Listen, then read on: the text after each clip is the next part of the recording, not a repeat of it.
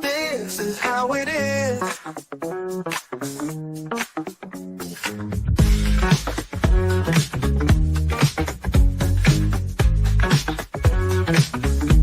This is how it is.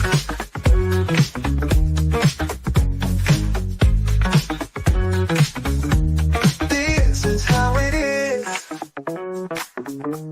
This is how it is.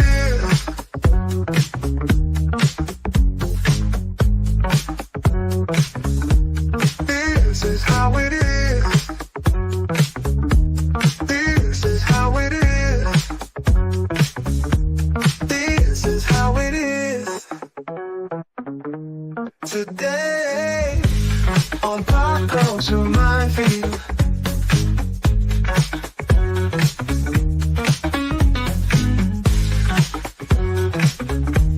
This is how it is. Today.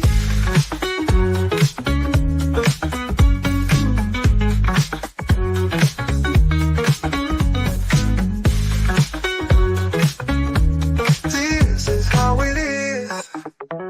Today on Pop Culture Minefield.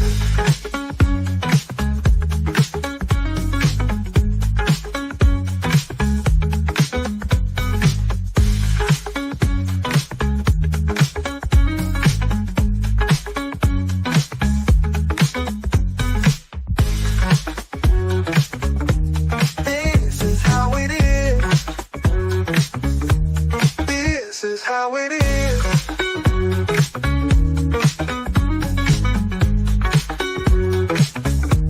Today on Pop Culture Minefield.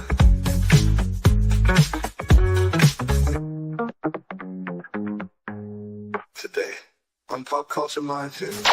Also get to name your firstborn child. That was in the terms as well. We're thinking dork-faced stinkerbutt. Unless it's a boy, then we're gonna call him Gary. They shit on me on that show. Okay, Gary. Like, we'll call him Gary. So mean. I see Penny's here. Snortapoopas Cuber's here. Hello, buddy. Dragon Ruse is here. And it looks like Joe was the first one in the house. Got a cut loose. Footloose. Very good. Yeah. All right. So are we playing on Twitter this time? Yes. Remember that day Twitter was under attack. Is that what was going on? Yep. I saw that we got some sort of alert here in StreamYard. I couldn't even open Twitter on my phone at all. It wouldn't do anything. Usually it opens and then kicks me out on a bad day. Almost half a day. I have been able to get in there and out of there like nonstop. No. That was only Monday. On Monday, I didn't have any problems. I don't know what was going on.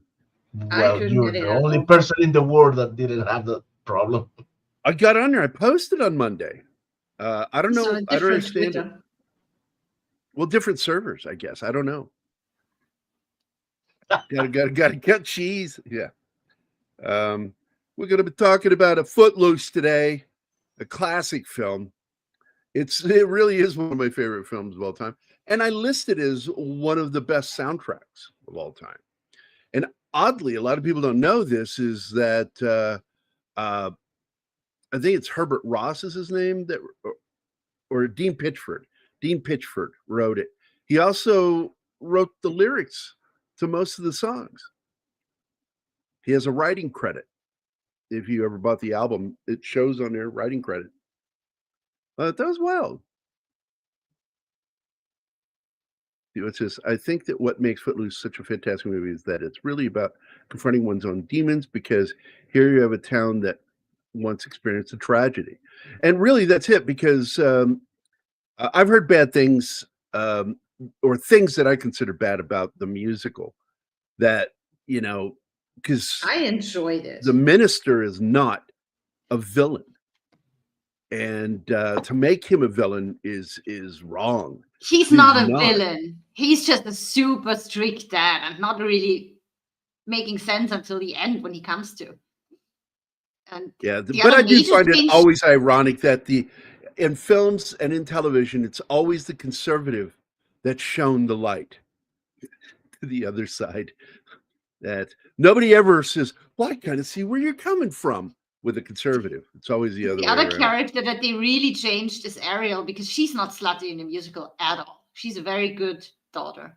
Well, that's the thing about her, that I you know, she's kind of a despicable character until you start moving towards the third act and she starts changing a little bit, because he doesn't like that. Like he says to her, he says, well, I don't know, I got a feeling you've been kissed a lot, you know, and that shakes her up. I appeal to the comparison. I like how he phrases that. That, and when he says, do not use me in your private war with your dad. That is a great fucking line. Yeah. I really love that he said that. That shows that he's standing up for himself as an individual, even with her. I just dig characters like that. And by the way, this is one of the first major things that Sarah Jessica Parker was in. She plays Chris Penn's little love interest. And Chris Penn, God, I hate that we lost him. And lost him young too. He had cardiovascular disease, and it took his life. He's the best actor in as far as the two brothers go. I like Michael Penn because I like his music. And did you see him in Best of the Best, the Taekwondo movie with Eric Roberts and shit? He was one of the guys in the American team. Chris Penn. You lost me. I don't. What are you talking about? A movie called The Best of the Best. Oh, Best of the Best. Yeah, the martial arts movie. Yeah, that's a good film. In fact, I kind of talked about it as a film that I might cover when I start doing that show about martial arts.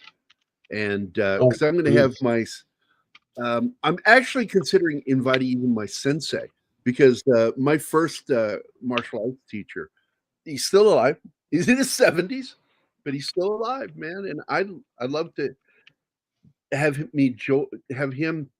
And I've already got Sifu from Washington that I studied under when I was in the Army. I got him to agree to join us, and he'd love to do it. And I'm like, yeah, we can have some fun talk. Oh, you should get Mark Dacascos. I'll wish in one hand and shit in the other and see what happens.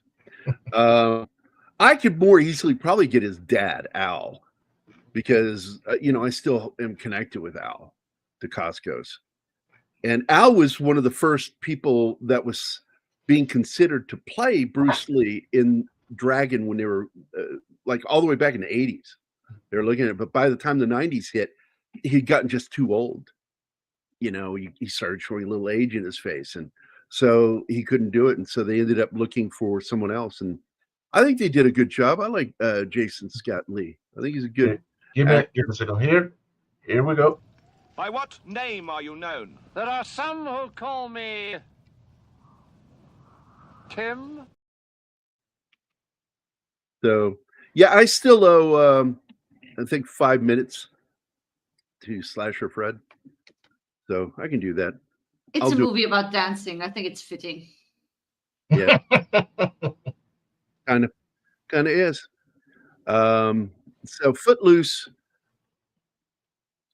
Oh, really? Kind of began pre-production all the way back in '79.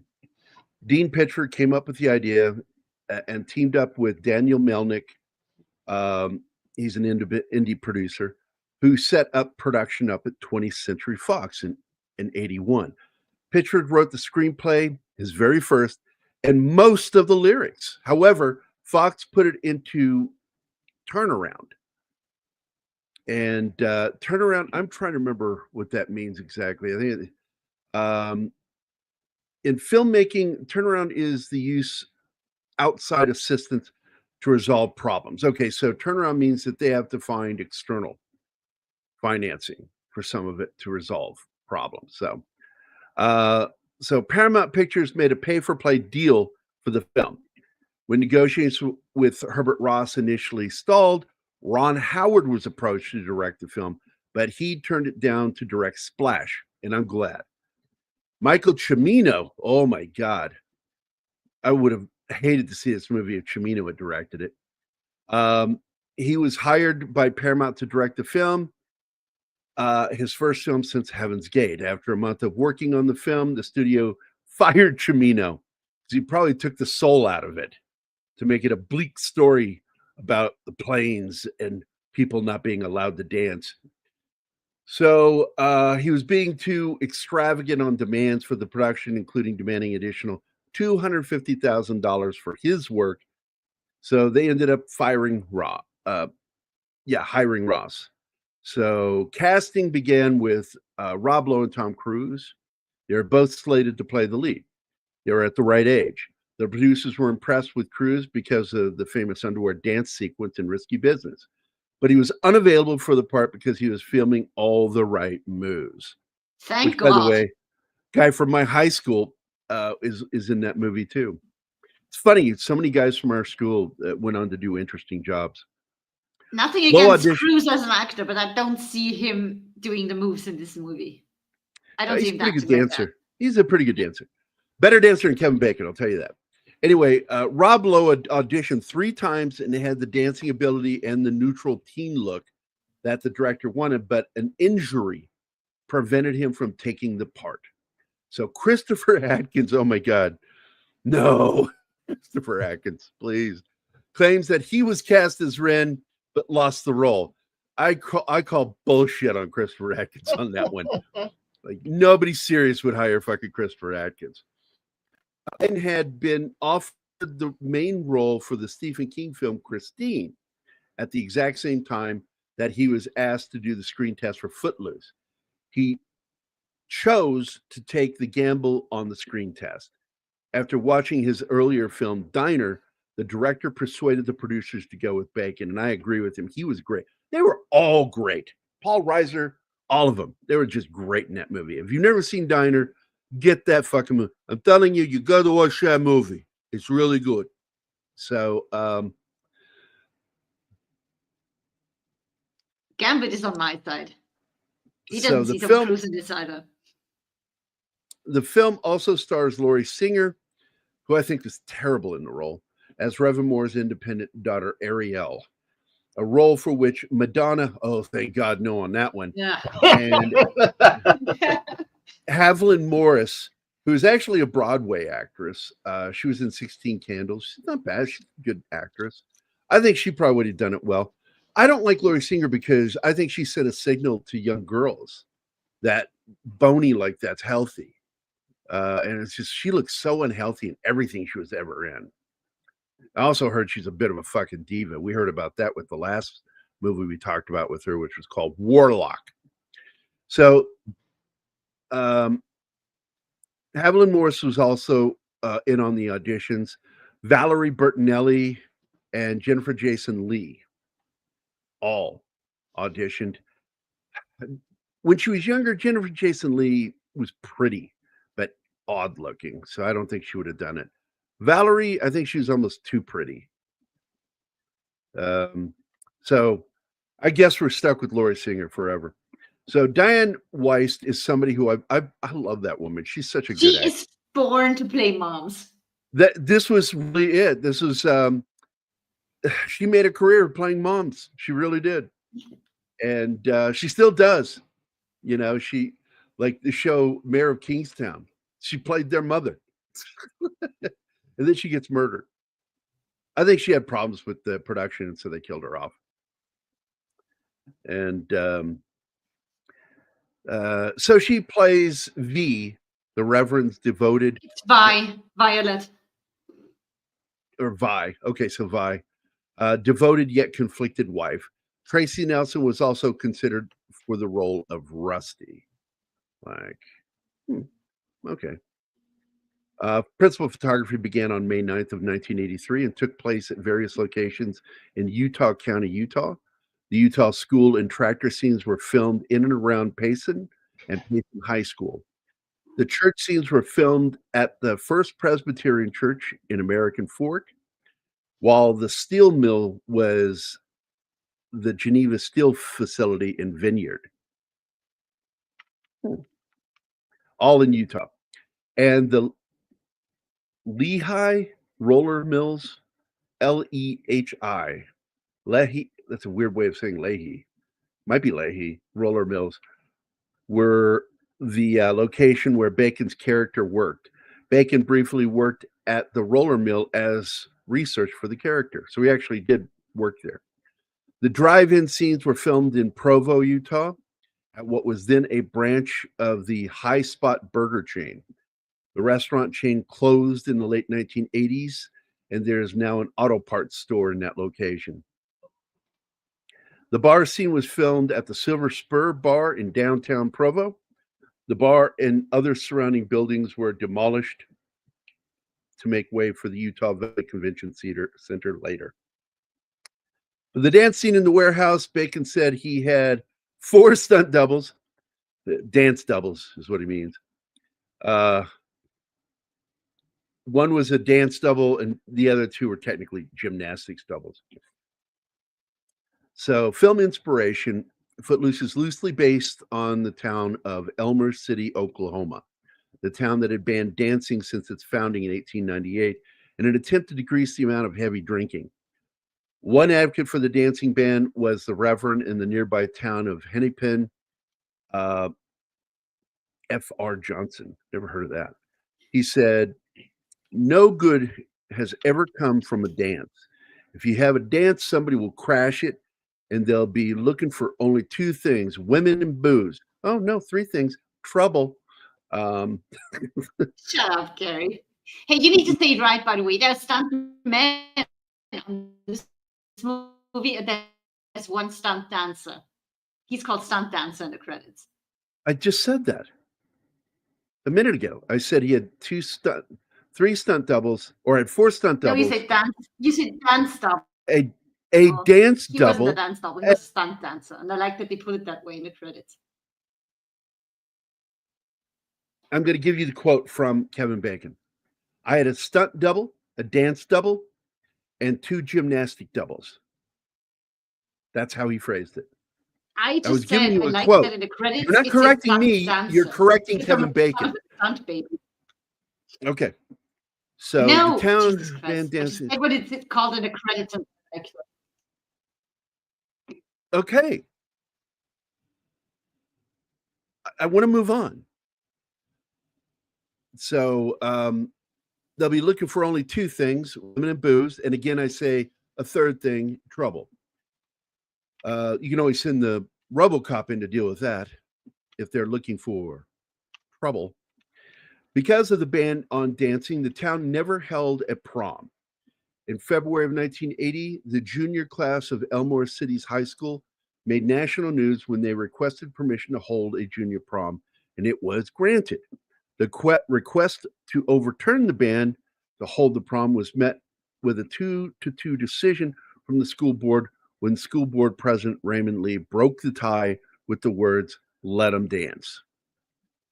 So that's the story that inspired this story. Soundtrack, and again, I'm going to point out that this is probably one of the best soundtracks from the 80s. The soundtrack was released on cassette, 8-track, and vinyl, which I bought the vinyl, as well as reel-to-reel and later on CD format. The 1984 open reel release was among the last commercial releases on that format. The soundtrack was also re-released on CD in 1999 for the 15th anniversary. The re-release included 4 new songs: "Bang Your Head," Mental Health by Quiet Riot, and "Hurt So Good" by John Mellencamp.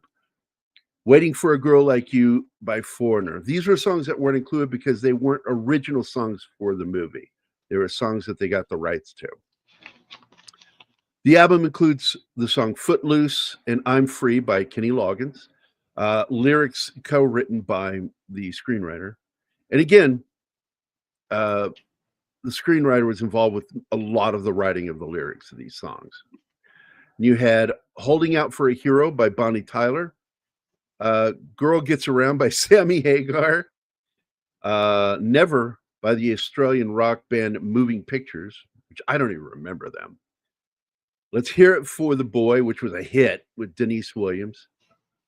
Somebody's Eyes by Carla Bonoff. Dancing in the Sheets. I never liked that song, and I'm not a fan of Shalimar, who produced it. And The Romantic Thing, Almost Paradise, which we used to make fun of that song back in the 80s by calling it Parasites, by Loverboy and Ann Wilson of Heart. Also co-written by Eric Carmen. The soundtrack went on to sell over 9 million copies in the USA. All songs in the initial release were co-written by Pitchford, based on various songwriting styles, including for Holding Out for a Hero, which was one of the first songs he wrote. And I think that song's important because I want to point out that there is something at play in this film. I always love this opening scene with the feet dancing. Is that basically you've got a story here that could have been done in the Middle Ages, because you've got the fight for the, he's not fighting for the girl, he's fighting because of the girl.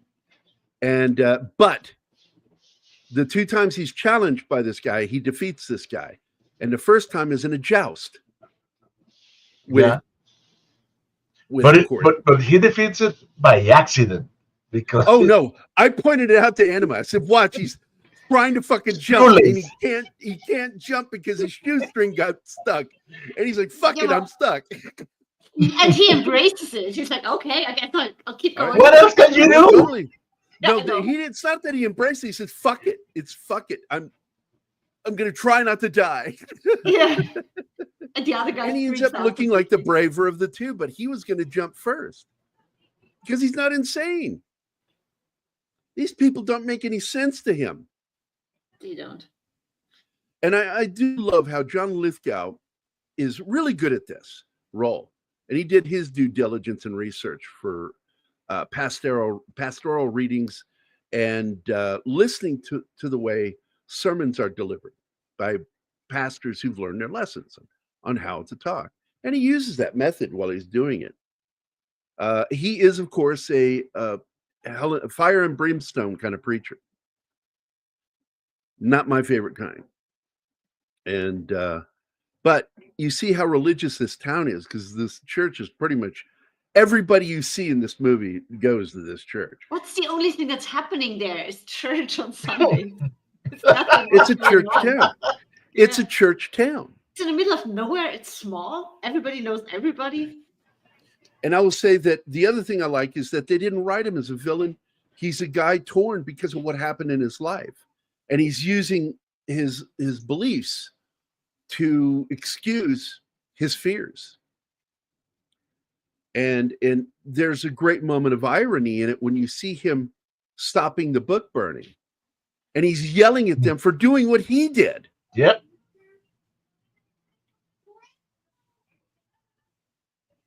One of my favorite moments with him is when they're in church and his daughter yells at him, "I'm not even a virgin." The look on his face is priceless. That is not talk for this church. Yeah. Don't talk like that. Yeah, but see, he didn't attack her. She's fucking 16. They're all driving. These kids are minimum 16 years old. And just to let you know, that was my haircut through most of high school. And that's why I like this movie so much, because it was like 2.5 years after I left high school. And I'm like, holy crap, the look I had in high school is the look they're going for. Wait, awesome. Which haircut are you talking about? The perm or the short one?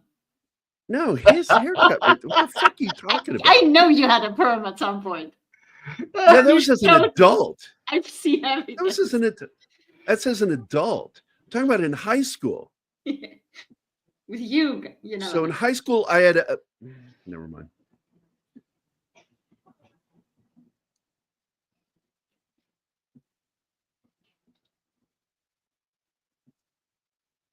What?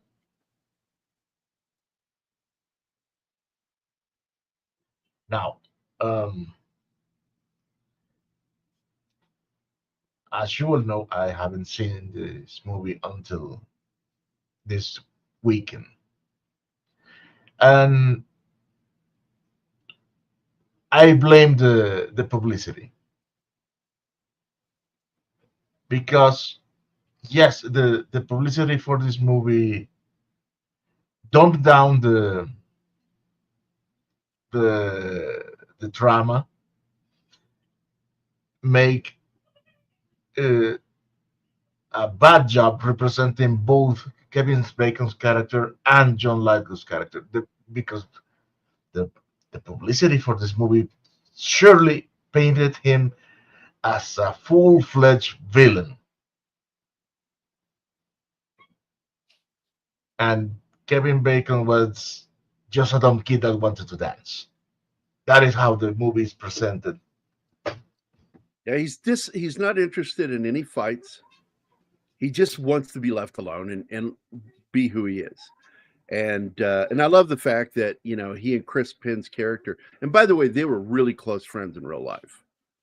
Him and Chris Penn, because of this movie, they became very, very good friends. And he would talk about how they just got along really well all the time, joking around on set, behind the scenes, goofing off, and they just loved working together. Pink Floyd. I don't believe for a second that a guy with a rifle on a rack in the back of a pickup truck listened to Pink Floyd. Don't believe that at all. Well, maybe he just liked the design.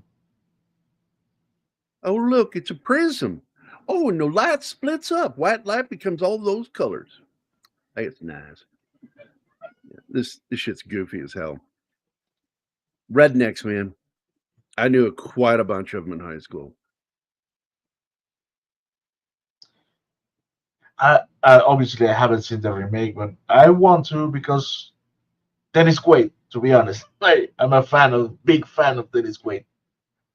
Yeah, you get the you had the faux hawk and then the mullet mohawk, which is just really weird looking. And for me, I was a punk new wave guy back in the late 70s going into 80 and 80 up through 82. Yeah, I never liked those haircuts.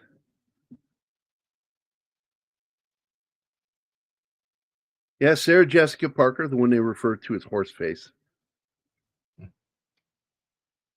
I disagree with that. I still think I love when Jim Carrey made fun of Kevin Bacon when he did Kevin Bacon as Batman, and he pulled his nose up under the black mask. It's funny as hell. Because Kevin Bacon has a pug nose.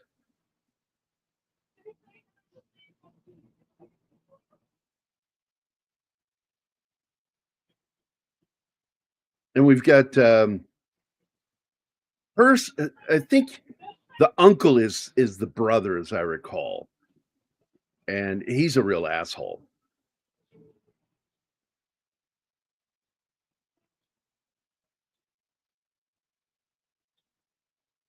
well, he's one of those keep your head down people.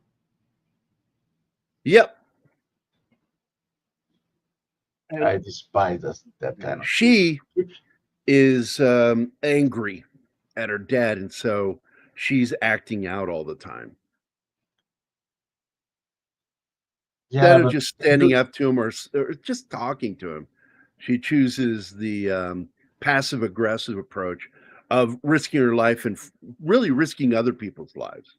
Yes, that is why I dislike her, because she doesn't care what happens to the other that are around her. She only thinks about her fight. Imagine the scene with the 18-wheeler and the two vehicles. What could have happened? The gory end that could have had, the trauma inflicted on her friends, but she doesn't care about that. She never thinks about that. 80s, yeah, Men at Work. You're surprised when he says that he's never heard of them and those bands are new in the 80s. Yeah. In fact, to give you some history, the reason we got Men at Work was because the police took a year longer to put out Synchronicity than the record label wanted. So they found another band that was unique with their sound to replace the Police for that year.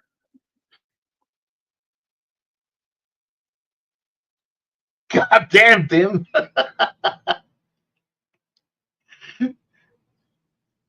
Oh, His cousin and son and brother. and son. That kind of reminds me of that fucked up news recently of that black dude that impregnated his wife and his stepdaughter. And they're all like in a relationship, a throuple. And it's like, those kids are going to be fucked up, you know. They won't know who the fuck who is. Oh, yeah, he's talking about the police. He goes, well, they're right behind us. And he gets pulled over. That's fucking funny.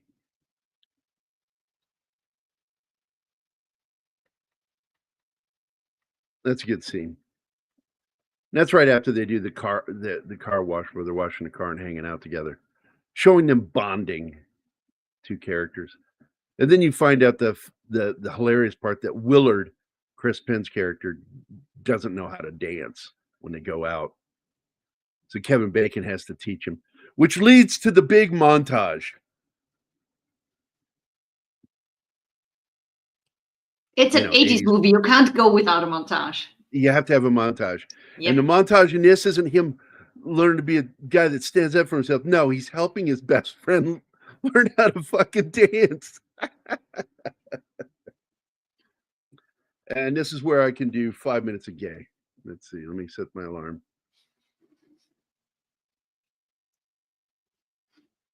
Hashtag blame Tim.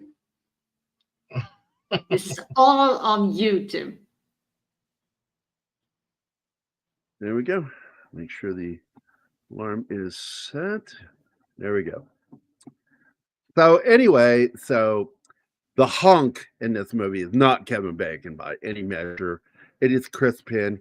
He's just one of those big bear guys that you just like, oh my God, I'm so hot. And he doesn't know how to dance. And so his New York friend, that I would refer to as kind of a twink, teaches the real man in the show how to dance. And I like it when they show them how to dance. Guess who takes the role of the female in the dancing? Well, Kevin Bacon, because like I said, he's a twink. So, and oh yeah, this is a great story where he is like Ginger, make Ginger pop. Don't stop, make Ginger pop. And he's like, oh, really? And he's like, no, but we did dance our asses off. He totally gets the guy with the story. It's amazing how this movie has many characters who were in horror movies in the 80s because John Lithgow was in Twilight Zone, the movie.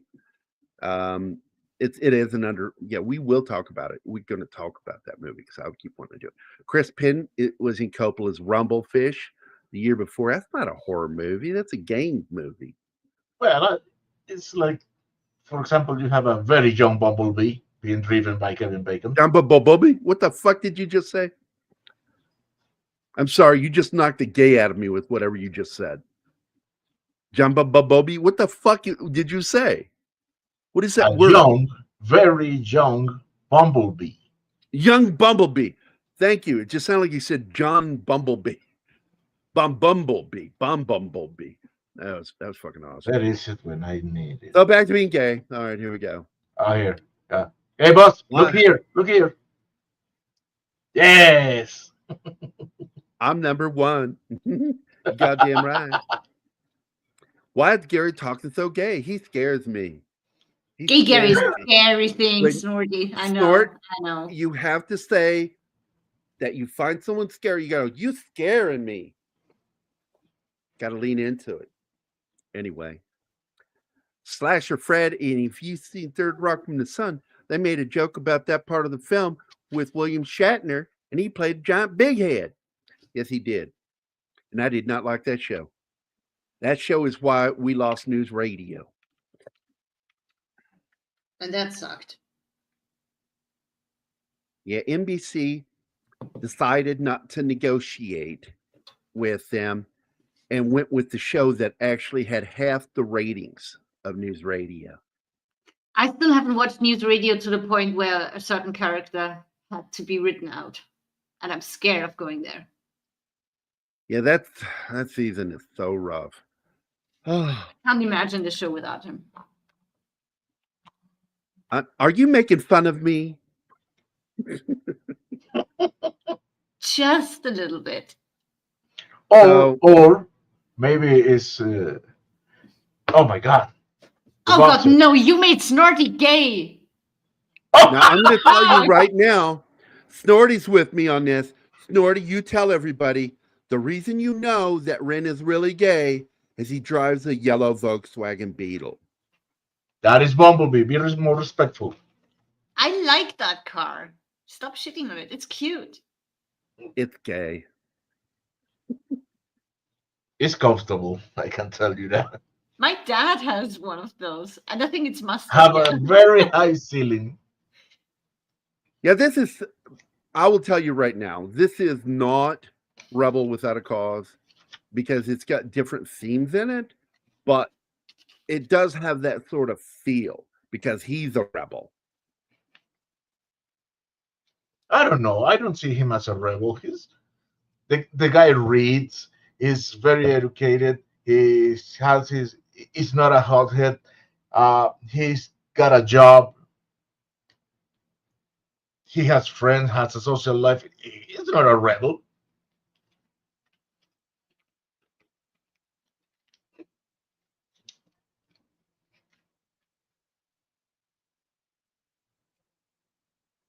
Oh,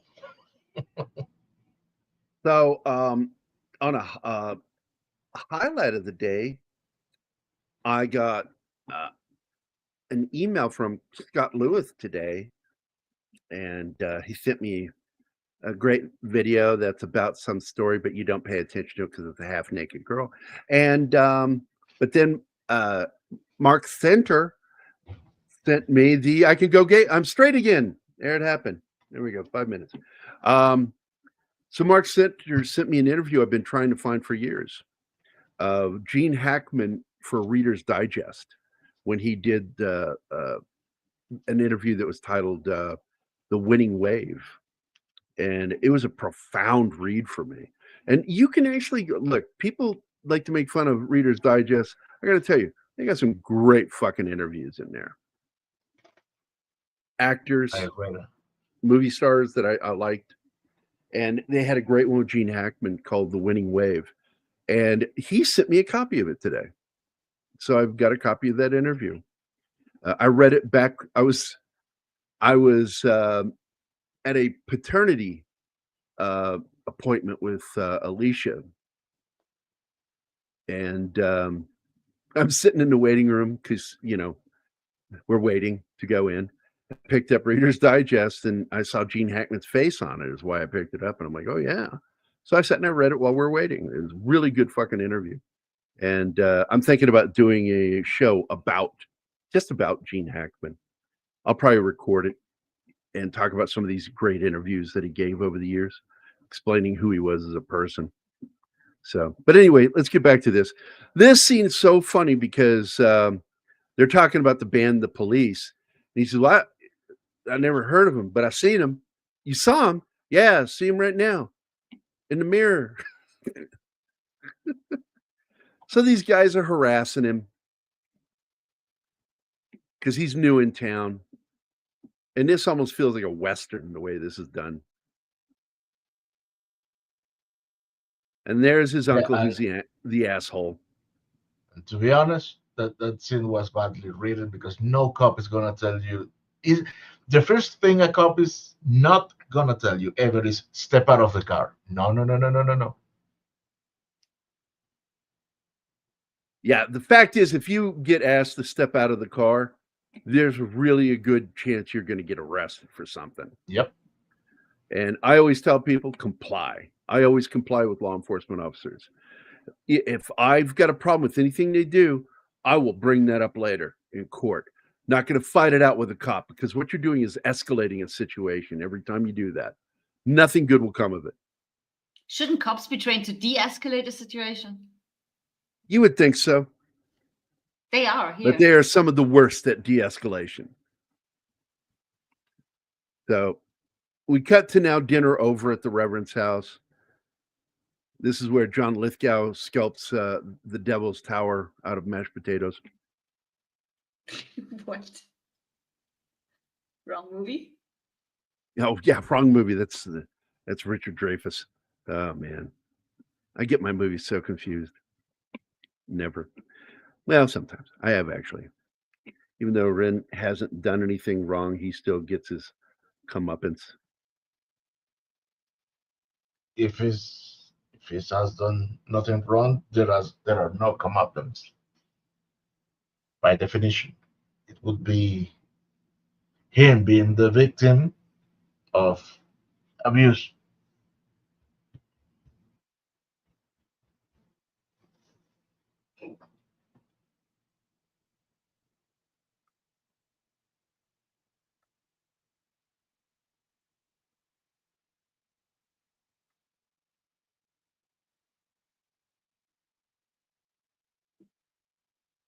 I was going to look something up real quick here for you guys.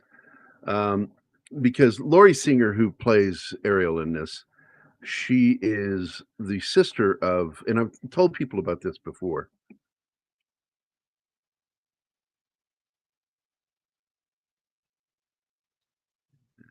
Yeah, and after you told me that, or you told that she's a sister of Mark, I cannot stop seeing the resemblance now. It's really the nose, I think, And the eyes, the the shape of the eyes themselves. Yeah, man, I loved him in V. What a great show. Yeah. But that's her brother, her older brother. I hate that StreamYard makes you remove something rather than just replacing it with sharing your screen. It's That's one of the stupid. new things. Yeah, you have to pull off what you have on screen before you can add the new one.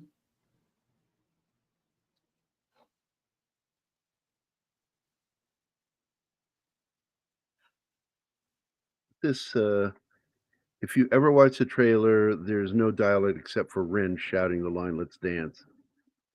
I'll have to go back and look at that. I always loved that trailer. Beaumont feels like old-fashioned town because there's nary a computer around. And in one scene, you see Shaw typing his speech on a typewriter.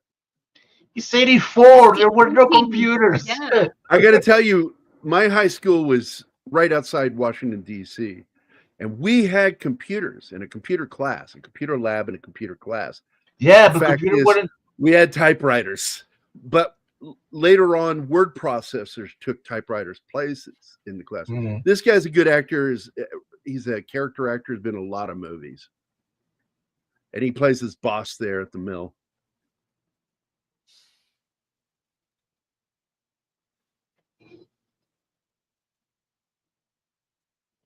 Really? I never watched that series. I watched the film, and that was it. So she was in that. Okay.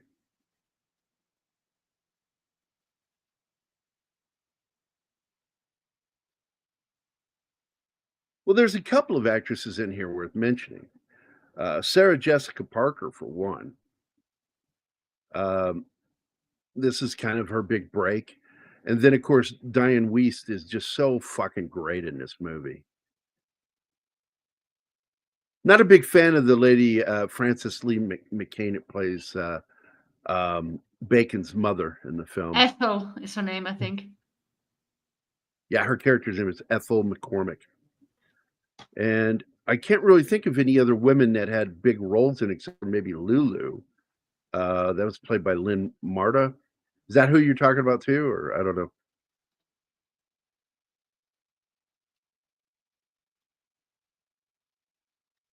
Oh yeah, the mainframe is out of Texas, dude. That's where we connected at too in Fredericksburg because we're just south of you. Alexandria was the next town up on major town going north of Fredericksburg on I-95. And I lived in Alexandria first when I moved to Virginia. And but Dad chose to go to Fredericksburg because of its historical relevance. They clearly were fucking. And I disliked that. I think that it cheapened the character.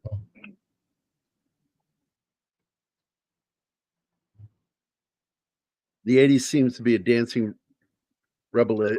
revolution because the channel MTV had many Revolution. dancing music videos, including. Oh, is that it? Revolution? It's Revolution. I don't know. Videos including all those by Michael Jackson in the same year.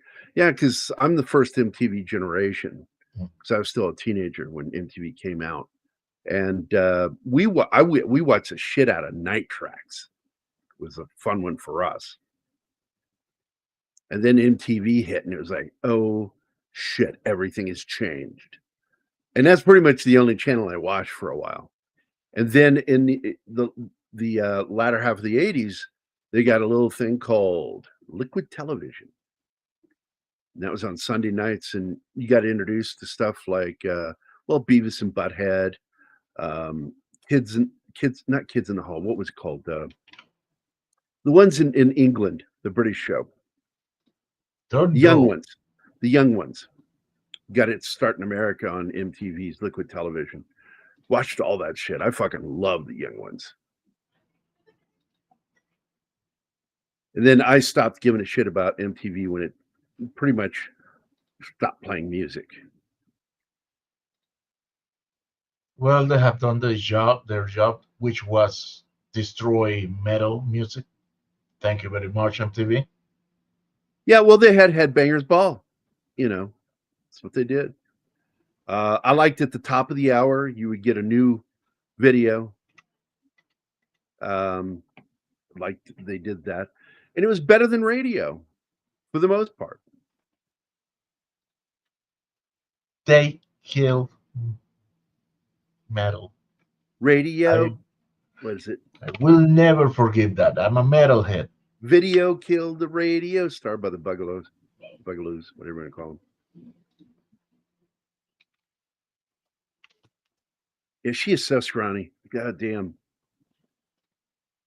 But I love that he has trouble driving this tractor. And this is a joust. That's what this is. This is a medieval joust. And I don't think she even really likes him, to be honest. I think she doesn't know yet. He's so different. Because she's being kind of a shithead to him. He isn't immediately falling for her, and I think that annoys her. Because she's turning heads in her school, left and right. And he doesn't care. And that He is what does makes not her care. interested in him. That's what gets her.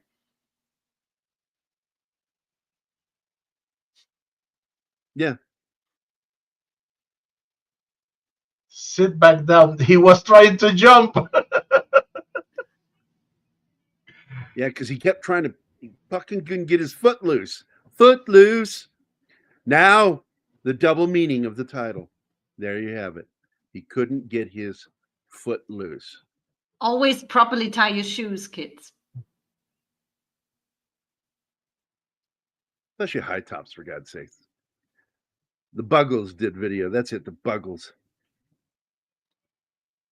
The Buckle Goggles.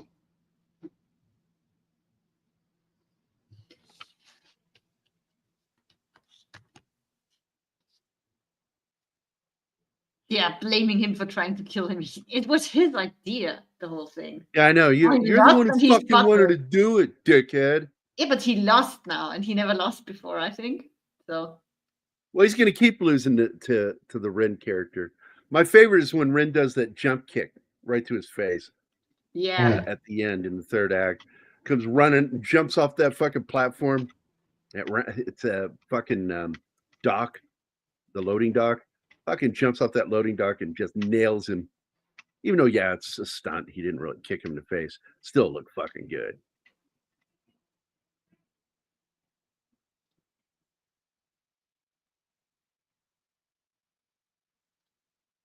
Yeah, kick off your Sunday shoes.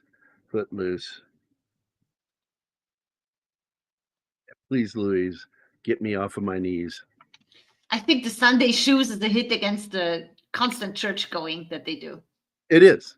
Get out of that outfit. It's also get me off of my knees line. Yeah. Is yeah,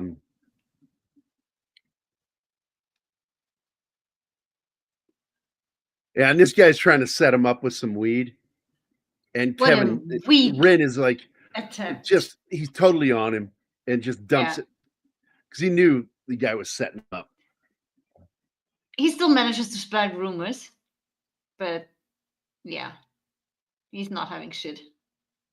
He tells him, "I've got my own suppliers. Like, fuck off. If I want some, I know where to get it. Don't need you."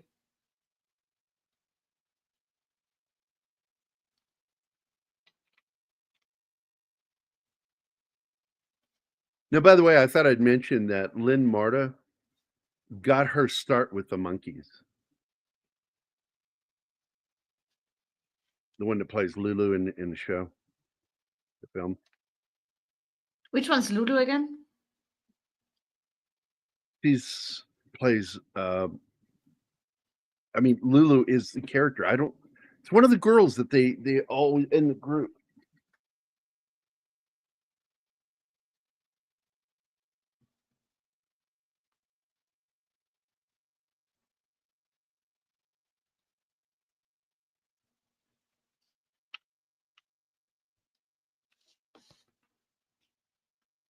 Yeah, the cinematographer is Rick Waite.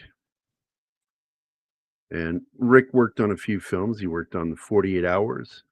He did that film I brought up before, Out for Justice, which I actually like. He worked on Cobra with Stallone. And he did other films with Steven Seagal, which I just don't want to even fucking talk about. But those are the films. He worked on the miniseries as cinematographer, Andersonville, a very tough miniseries to watch. He worked on Police Story. He worked on all of Seagal's movies, it looks like. He also did Red Dawn, by the way. Oh.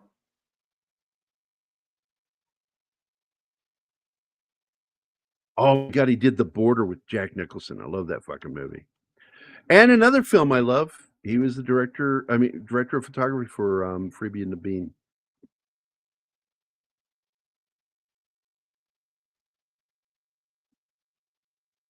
Oh, it was for the TV show, not the movie.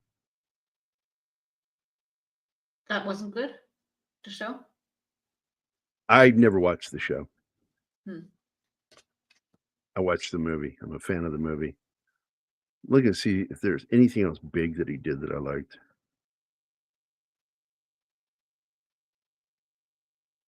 Oh, he was the cinematographer on Captains and Kings, a very good miniseries, one of the early ones back in the 70s. He worked on Emergency, one of my favorite shows. And again, he worked on Police Story as DP. And I love that show. And Wonder Woman. Well, looky there.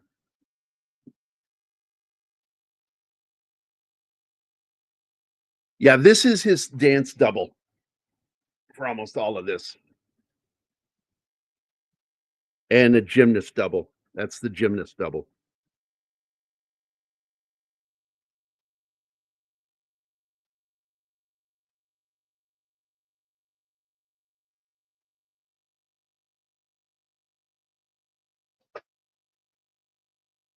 Yeah, that rebel letting off some steam dancing. Because that's what rebels do. They dance it off. I didn't know he had a gymnast double too, because when he gets off of that thing, it's kind of sloppy. So I thought he had the actor do it.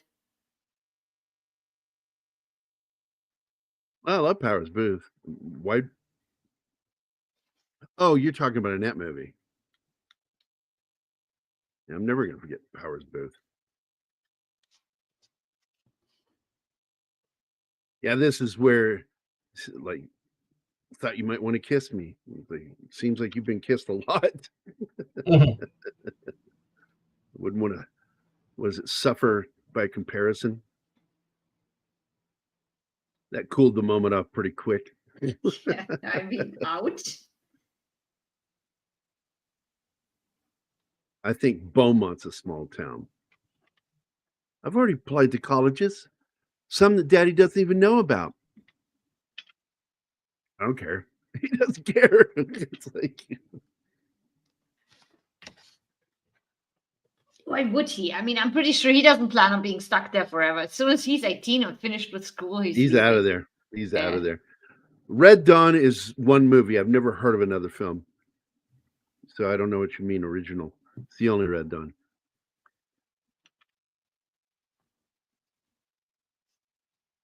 Denial, denial. It's not only a river, you know. What, your accent? No, yours. So I do like this scene where she shows him all these poems and lyrics to songs and just personal journals where they wrote all over On this the place. train bridge. Yeah. Yeah. That's one of the spots where they can go to hang out without adults being around. Yeah, but then she gets crazy with the, waiting for the train.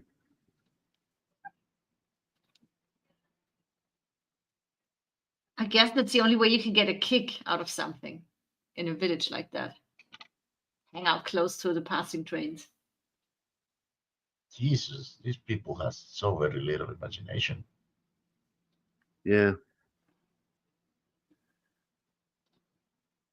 Typical of city kids.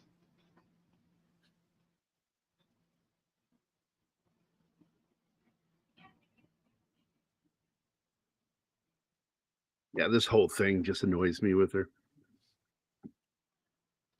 She's so weird. Her character is, yeah, absolutely.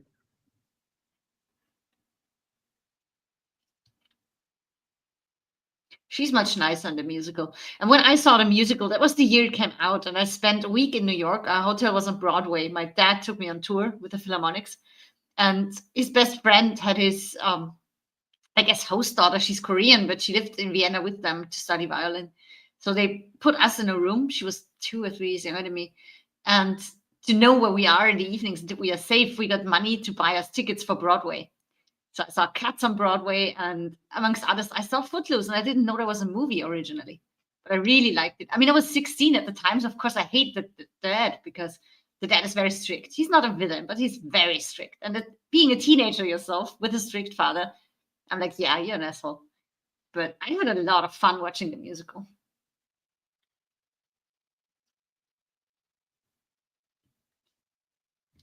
Great dance numbers, great music numbers in there. I still have the CD somewhere. I think in my mom's attic. Now, I'm going to tell you guys the only sort of tie-in movie isn't a movie. It's a video game called Homefront, which is tied in directly with Red Dawn. And you actually see within the game Go Wolverines. And there are locations there that are based off of locations from the movie. As far as that remake goes, I've never watched it. I never will. You can't beat the first film. But Homefront, as I recall, dealt with an invasion from either North Korea or the Chinese. I can't remember what it was. North Korea. Was it North Korea? And it Yeah. is a potential threat to the Pacific side of the country, that it's always been a concern that they might try to do something fucking stupid. And if they did it, they would do it up in the northwestern states, Oregon or Washington, if they did anything. They might even try something in Alaska. We'd, of course, completely obliterate them. But the original and only Red Dawn is great. I agree with you, Snort. Yeah, you got Patrick Swayze in it. That last scene when he dies, God damn it.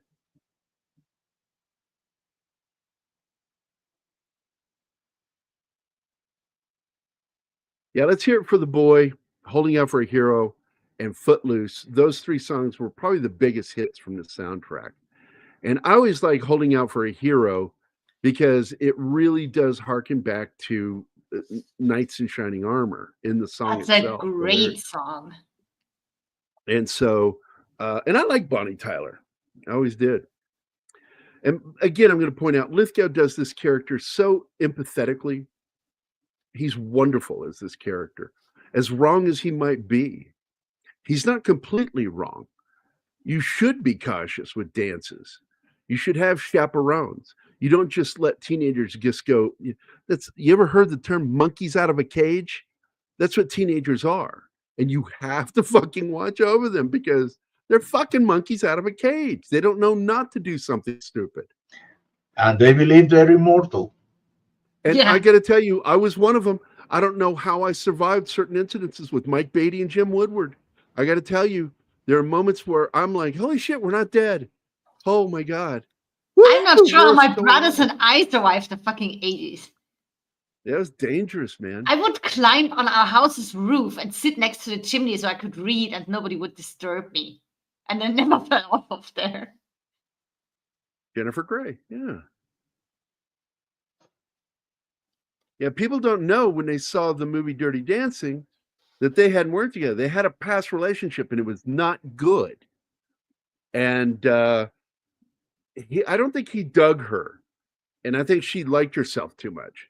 And so he just didn't have much to do with her. It was kind of cool to her. And so that led to some stress when they started shooting. That famous scene of the two of them flirting with each other in the movie Dirty Dancing, where she crawls towards him, that wasn't a planned scene. They did not know the camera was rolling. He got them to do that as a practice to get comfortable with one another. And that's how it turned out. And he put that on film. That's them, the actors, trying to get comfortable with one another. And it was so nice, he liked it and put it in the film, Dirty Dancing. I can't say that I love Dirty Dancing, but I did like it. And I think the actors were great in it. I just love Patrick Swayze. He alone is a reason to watch that movie. Yeah, he does all of his own dancing. Yeah. Unlike Kevin Bacon, he's actually a trained dancer. Him and his wife both. His wife is the dance double for Jennifer Grey. Not Dirty Dancing. Yeah, Jennifer. Say it again. Grey, I think. No. Oh my I God. was just Jennifer something. Flashdance. Jennifer, Oh, what's her her. name? Biles, Flash. Jennifer Biles. Biles? God damn it, Jennifer Biles. Bales. Got it. You talk funny. Am I going to get the middle finger again? Oh, so No, we you- both you were just- wrong. It's You're Beals. just old and have bad Beals. hearing, Gary. Beals. I still there got you the go. first name. Fuck you guys. I did too. I knew she was called Jennifer. So shut up. Luis, una chingada, vámonos, cabrón. ¡Vete el procedimiento! ¡A la chingada el procedimiento, cabrón, vámonos! Gambit, I have to correct you. She's still hot. Oh, Jennifer Beals? Yeah, she's Beals? gorgeous. Yes. We are going to be still doing hot. one of her films. I'm planning to do it in the next 2 months. Is The Bride. Because I like that movie. Sting is terrible in it. But Clancy Brown and Jennifer Beal are great in that movie. As Sting is probably Carrie just shouldn't Elways. act. Carrie Elways is in it. And it's really funny. I had somebody recently, like in the last handful of months, said something about he does a really good English accent. I said, he is English. And like, no, he's an American. I'm like, no, he's fucking from England. It's the American accent is what he's really good at. He has an English accent and was born with it. That's what was the joke in the movie Robin Hood Men in Tights. I'm a Robin Hood with a proper English accent. It wasn't a joke because he was American. It's a joke because he's English. Oh, this is where he has to learn to dance because a big fist fight breaks out over his girl. And of course, the joke here is like the redneck that's like dancing with her thought she was a horse. That's why he's dancing with her. So he's a cowboy. She's a horse. Yeah.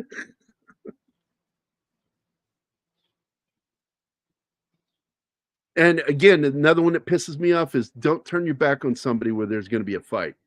You walk back away from them. You walk backward away from somebody. You don't turn your back. Fucking high school kid doesn't know better. So he got sucker punched. It wasn't like he lost the fight. He got sucker punched. This bridge always reminds me of the bridge from Lost Boys.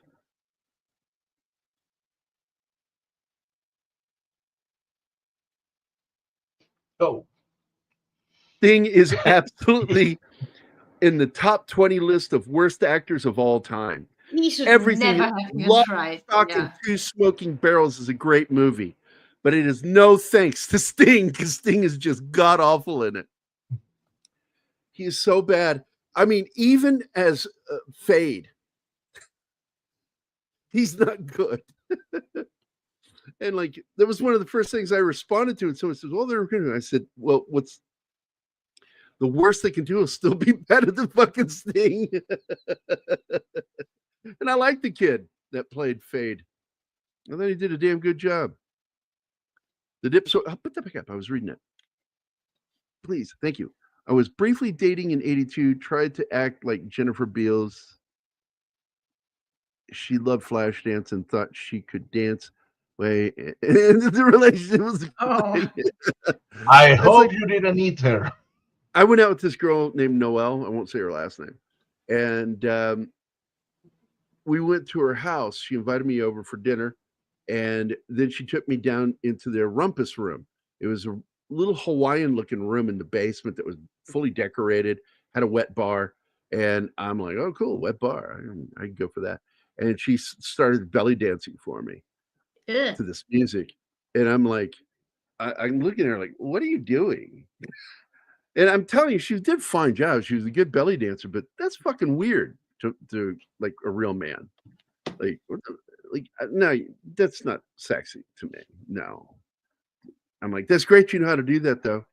Women, a lot of people don't know that belly dancing was created for other women.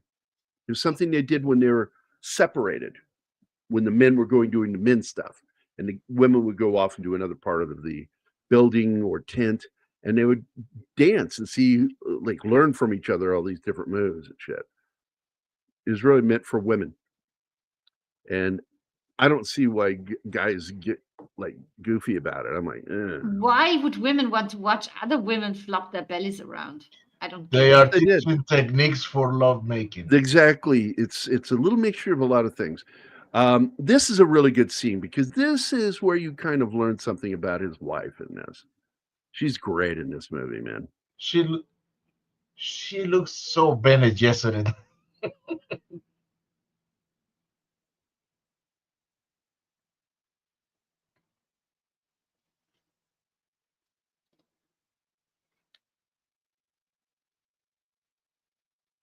Wait, how did I do Or that? do you mean that like because of the way her hair is? No, her whole image and demeanor. She looks like a Bene Gesserit. Like a Gambit what? 7. Seriously, guy, you got to get here on time. I already went through all of that and explained why it wasn't included on the first album. I went through all of it and went into detail about it. You need to show up on time or start at the beginning, rewind it, and play it fast so you can hear all the details I fucking put into it. I love it when you pull stuff up, man, but when you pull up something I already talked about, man, fuck you, dude. I'm teasing. Tom, yes, they remade this in 2011, I think. Nope, never heard of it. Don't know what you're talking Oh about. my god. Hey, Cam. Her hair is combed. There's also a lot of spray in there to keep it in place. Not a thing of Yeah. hair flying out of formation. Well, thanks, Cam. Glad you dropped by. Appreciate it, man. Well, Going enjoy. out for dinner with the girl. All right. Hey, hope you get laid. Some guys do that, Gary. Take their girl out for a nice night. Well, they usually live in the same country, so Can't really. I mean, we have dinner together a lot, so you've got no know. room to talk. Don't feel too good about that. Okay, because Mr. McCormick, there was the town council. Yeah, this is. And by the way, this dude here, I forget his name, but he was in a lot of stuff. And when I saw him, I'm like, this guy should be a movie star. Jim Youngs, is that it? Jim Youngs. No. That's the ex-boyfriend. I didn't like his face. He looks like somebody you should punch.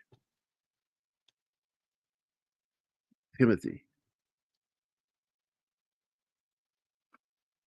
No. I cannot find him in the credits here.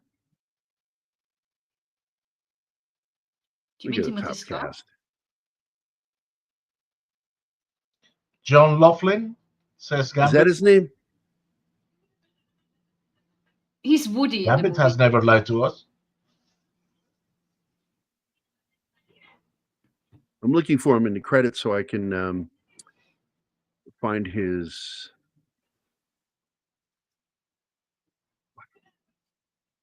Ian Lithgow's in it. He plays some kid named Bobby Moore in it.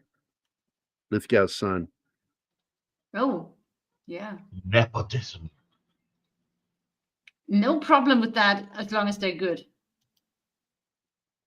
And we keep bringing this up, but the kid who plays Sean Connery's son in Outlander, Jesus fucking Christ! I don't care who he's related to. He should not have been in that movie. It's like Let he's that somebody. guy be He's somebody's great. kid. I'm just telling you. Somebody's He's kid somebody's and kid. just bad. I hope he never stepped in front of a camera again.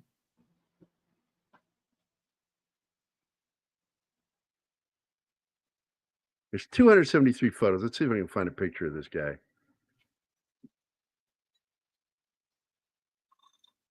Because he plays the third best friend of the Ren character.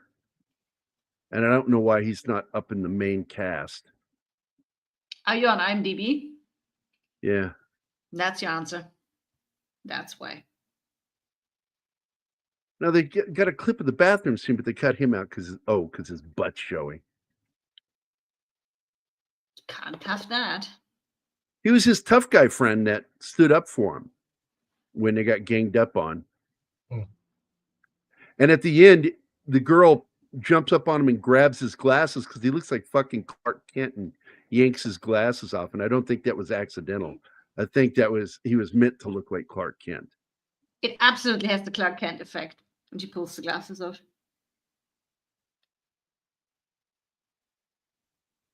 And during the dance scene when Chris Penn does the fucking Saturday Night Fever pose, fuck, that was awesome. I clapped in the fucking crowd. Everybody clapped when that happened in the theater.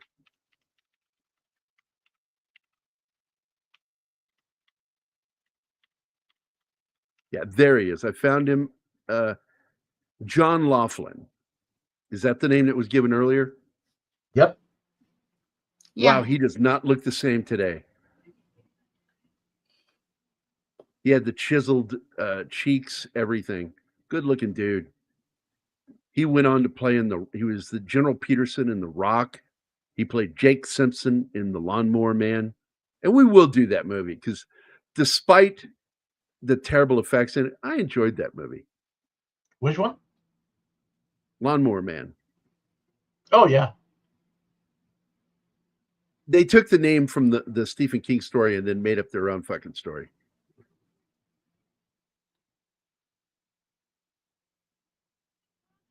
Yeah, because I got to tell you, the Stephen King story, you can't turn that into a movie. Just telling you. Haven't read it. I only seen the movie. As I recall, only there's the a little first. bit in there about running over pet and cutting animal pet heads off. Oh. Oh. Yeah. Not nice. So when I heard there was going to be a movie about it, I'm like, oh, well, this should be interesting. And then I saw they did not make the story by King. They just took the name.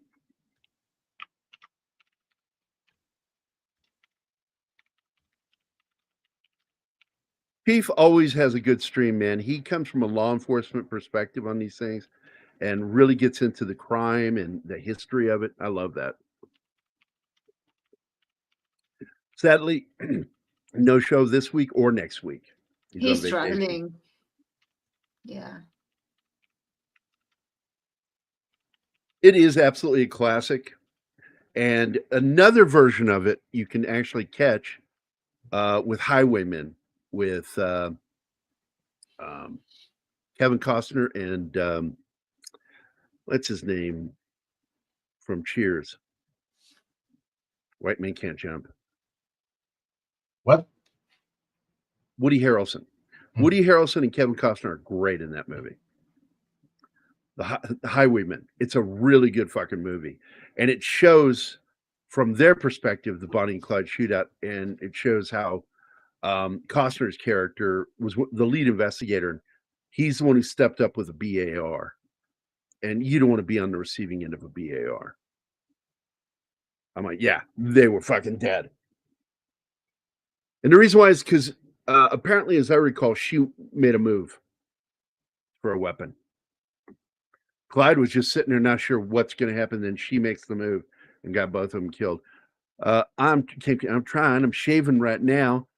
Have fun. Just remember, if it's just a date, you only have to shave half the leg.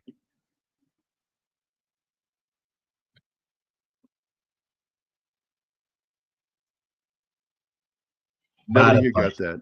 Nobody got that here. That's what women do on first dates. They don't shave the whole leg.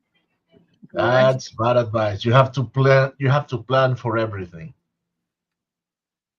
No, the Highwaymen. Highwaymen. It was a Netflix movie that was actually really good.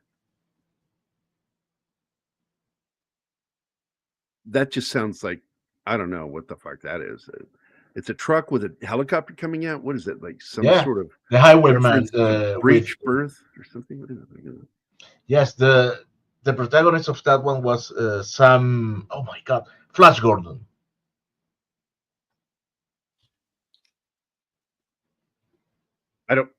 I don't know which Flash The Gordon guy- you're talking about.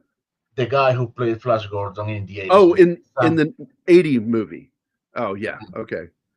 He was the protagonist in that. Because to me, Buster Crabbe is also a Flash Gordon.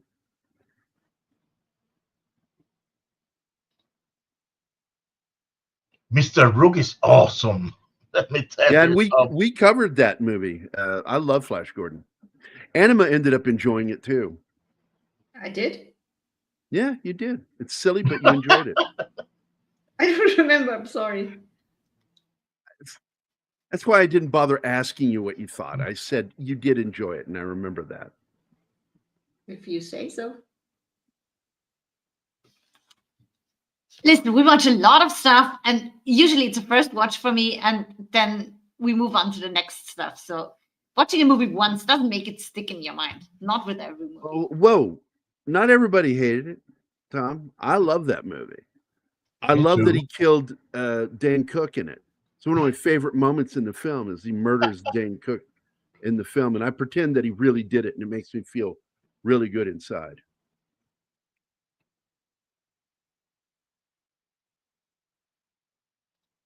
It doesn't work that way, man. I'm the only one that agreed to do stuff, and I won't do it anymore with the super chats. Well, something had to be done for this super chat. Let me pick a video for you. Oh, okay. It's not going to be me talking German because I'm not a trained monkey. What's Gary done with Jeebus? Not seen him on here in a while. I know he was working. He popped in one day to tell us he's been working a lot of hours. I miss him when he's not around. Okay, let me run a video for Tim. And thank you for your super chat. Wait, let me take this. Come on. And here we go. What the hell? Prepare to die! Jesus titty fucking.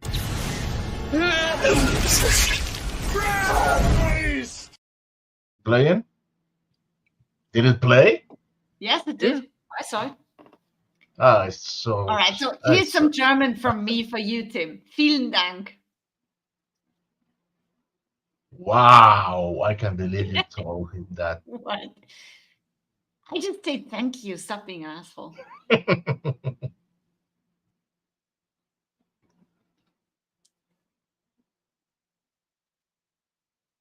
Only Mike does the 5-minute super chat voice requests. I just don't like doing it on super chats because YouTube takes too much out. What's the better way, you said? Right.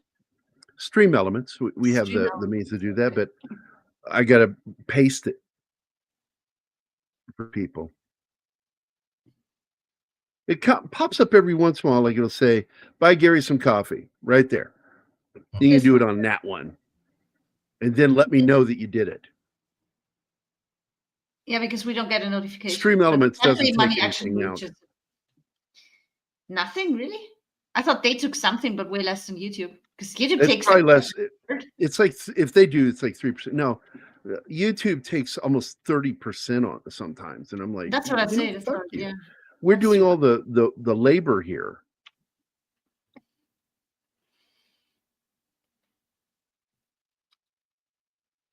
You were hoping for something insulting, Snorty. I would only do that to Gary. Throw some German insult his way because he might probably understand it. I'd understand probably a third of it. I'd get the gist.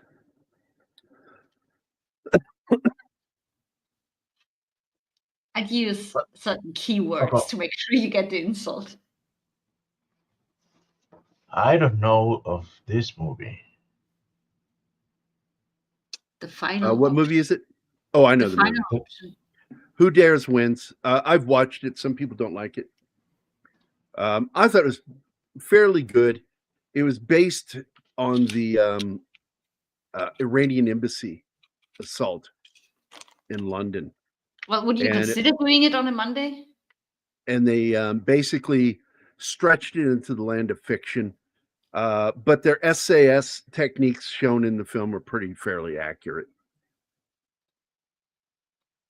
I'm sorry, I was going with my train of thought. I had to finish what I was saying, so I didn't catch what you said. Do you want me to put it down on the list for Monday movies? Or was it not that good? It would be. It's a film that I like. It's British, and it shows the British SAS in a good light, in my opinion. So yeah, just put it on the list. What's the name again? Who Dares Wins. Or Who the Dares final Wins. Okay. Okay, so he said that right when I was talking. So did you hear what I said? You confirmed the title. Who Dares Wins. That's all I need. He also said the other film at the same time when I was telling you. Oh, No, it's the same. It's the same one because you can only find it in some sites like the final option. Yeah, I did. I've never seen it under that title. I've only seen it under Who Dares Wins. Never seen it under any other title. well, since I'm in I didn't know that. Europe, I might need it, so I'll put down both. Thanks for suggesting that. And guys, suggesting movies for us to discuss works best through the social media. Either text Matinee, Gary, or me. Or in the comments down below. Or in the comments after down the show below. ends. Yeah. Because in the chat we might miss it. We try not to, but better be safe.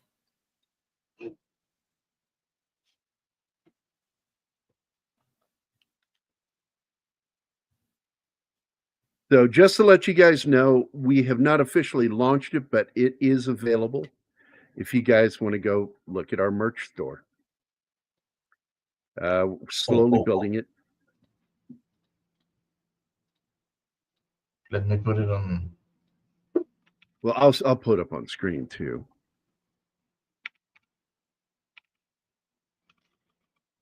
Jesus Christ, I forgot how to write. Type.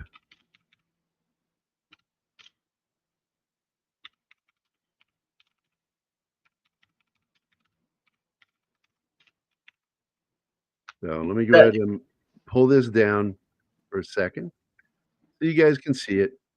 And this is what's available right now. You go to the store and he'll put the link in the chat and show your love for PCM. And this is what I'm making available right now is the Still Swifty, after all these years, mug, which also has the logo on the other side. Same here, logo on the other side with the only captain. I'm not going to say his name because I don't feel like getting their cease and desist, but that's original art, and past that they can go fuck themselves.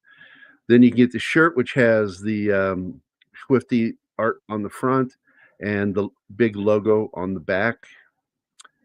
You can get the Dude, I love that. the Only Captain shirt, or you can get my Running Time, the official artwork that I created for the movie with Bruce Campbell and Jeremy Roberts. And then you can get a hoodie that has up in the upper pocket size. The hoodie is the logo. Then on the back is the artwork. And then there's the black ball cap. And it's not one size fit all, as I recall. This one should be. Oh, it is. Okay, never mind. It's got the belt buckle. No. You have you can choose size and fit.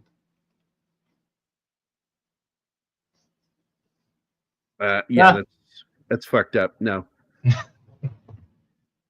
But nobody has a 23-inch or 24-inch head. Additional details: 100% chino cotton twill, green camo color is available. This one is not. This is kind of an ash black.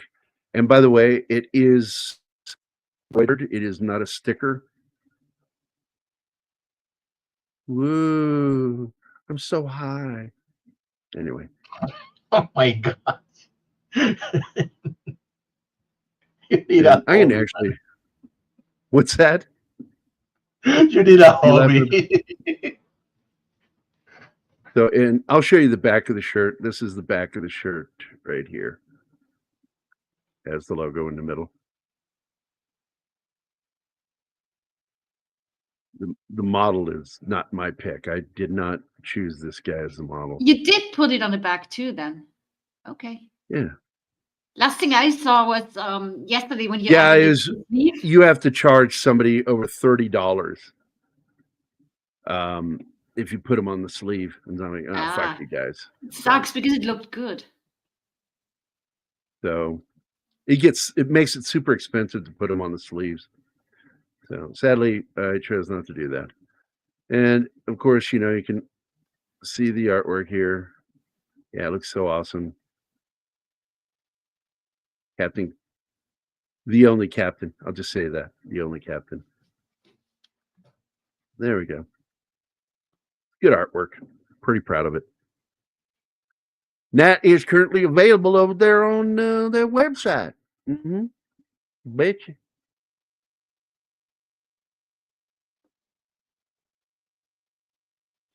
Did you share the link? Yes. I don't put see it on in the there. chat. Yes, it is. Looky. I don't see the slides. There it is. Okay. It says that it's added, but I don't see it on the stage. Wait. Yeah, wait. it's not. To what?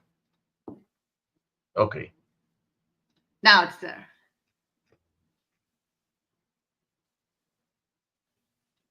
So if you want to go check out the little store as it is right now before we get more stuff added, feel free to. And if you buy something, make sure to take a photo of yourself wearing it and send it to us. Yeah, it's for our own private use. Oh my gosh.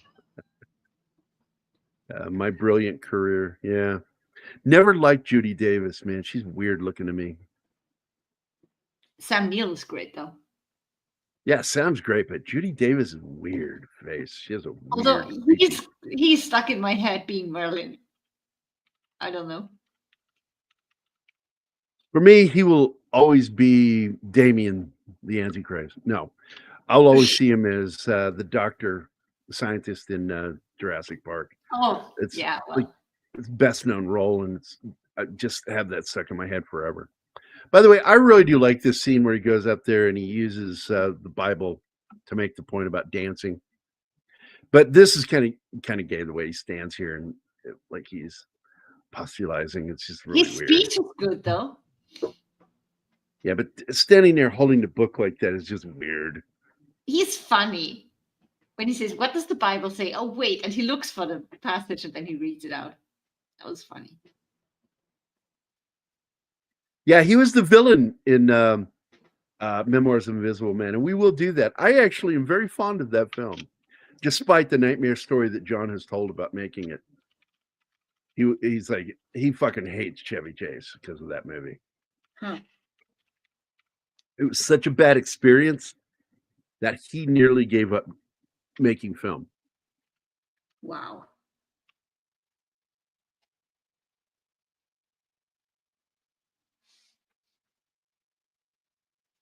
Yeah, God bless him. He is fighting cancer. It's true. That's sad.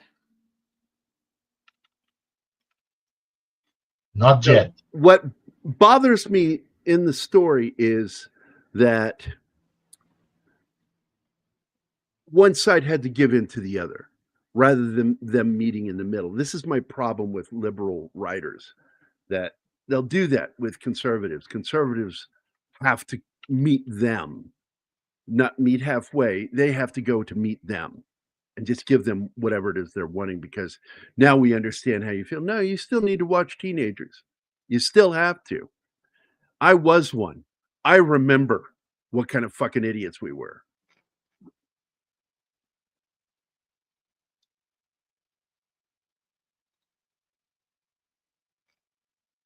Bodyguard, that movie is a spoof of the 1992 Whitney Houston movie Yeah, maybe. where Costner is carrying her. I didn't know that. Did they do that? I don't remember what they did for it. I'm going to have to go look. Oh my God.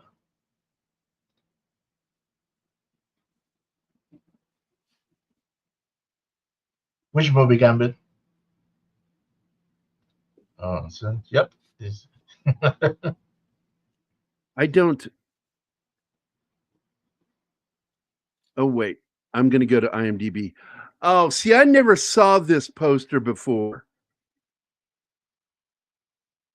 Yeah, it's obvious. They even did the logo the same. So this is what he's talking about. You might want to pull the video down. Done. I had never seen this before until you just mentioned this. And I went up and looked it up. There it is. They even use the same logo. That absolutely is the same writing, same font. Everything. It's exactly the same. Yeah. I'm glad you brought that up, dude. I never knew they did that. I've seen the movie and I've seen the other posters. I've never seen that one. That's fucking crazy, dude. I fucking love it. I fucking love that. Is it showing? Yeah, there it is. Yes. Yeah, boy.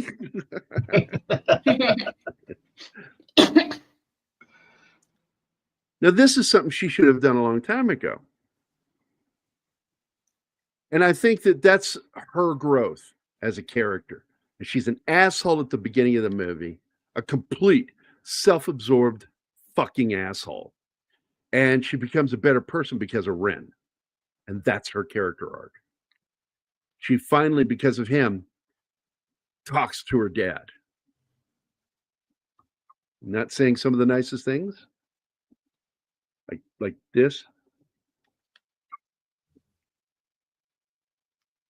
Because I'm not even a virgin. It's like, oh, Jesus Christ. That's something you don't say to your fucking dad. Again, she must be at least 16. So being talked to like a 10-year-old girl, I'm telling you, I've been there. These guys are all seniors. So they're 17. My dad, when my friends picked me up to go out for my 18th birthday, he yelled at me from the houses on top of the hill, and the driveway goes all the way down to the road. And he calls after me, but remember, be home by 11 p.m. That was so embarrassing in front of my friends. And I never meant to be the cool girl. I was just, I'm turning 18. I'm an adult now. Don't do that. Well, again, this is a liberal thing here of trying to show you that burning books is equivalent to what he was doing. I'm just saying, I get her frustration with him sheltering her from everything, or trying to shelter her from everything like she was 10 or 11. She's 17. She's almost an adult. So treat her accordingly. By the way, anyone, what are you talking about? What are you talking about Easier here? said than done. What's he wanting to know? I don't know. By the way, anyone know if they use the Kenny Loggins song? Who? They. This is a previous comment. Same with British comedian Peter Kay. He's battling cancer. I don't know what you're referring to, buddy.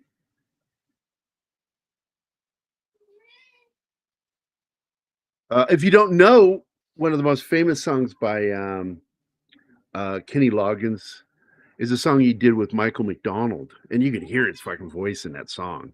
Michael McDonald, he had one of the most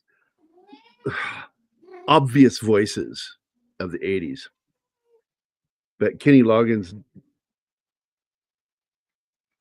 did the theme for this film.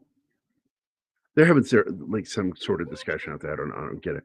But Kenny Loggins wrote a song about his father dying.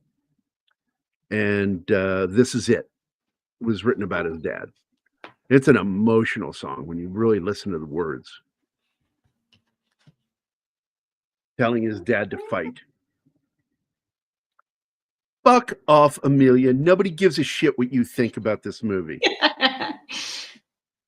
We're having a feline critic on here. He gives it 2 out of 5 paw prints. Did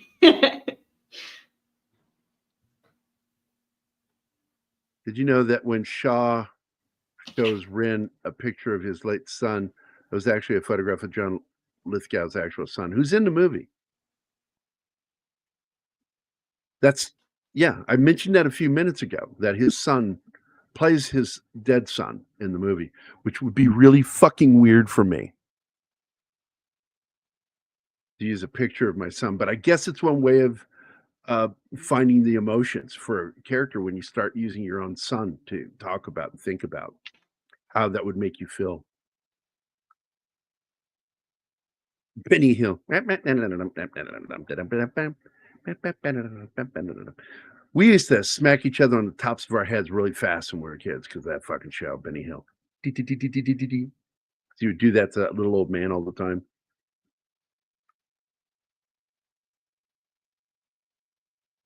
So going against the vote, he's decided to let the dance happen. And for the first time in the movie, his wife went from squinty eyes to full open eyes. Do you see that?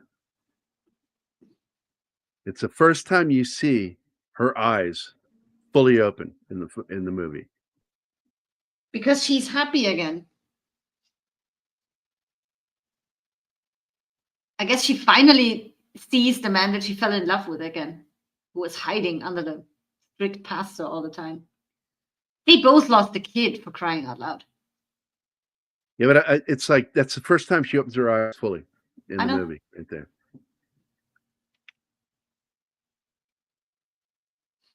I love it when the kids have to dance and they are outside talking and they're just in each other's arms and rocking a little bit. And she tells him, Sean, we're almost dancing. And he just grins. He smiles. That's a lovely moment. Yeah, but again, they should have met him halfway. They should have agreed to have chaperones because I'm telling you, teenagers have to be watched. Not all of them, probably had, but a lot of them. They probably had chaperones. It just wasn't the pastor himself. That should have been in a script. It should have been added on there as, we'll meet you halfway, sir. School dances like that always have grown-ups around. I don't think it's necessary. They're not dancing in a school. No, it's town hall or no something. Adults in that movie. In that final scene, there are no adults around. None. You just Those don't are see all kids. Now, agreed, some of the actors might have been legally adults. Absolutely. They were all in their 20s.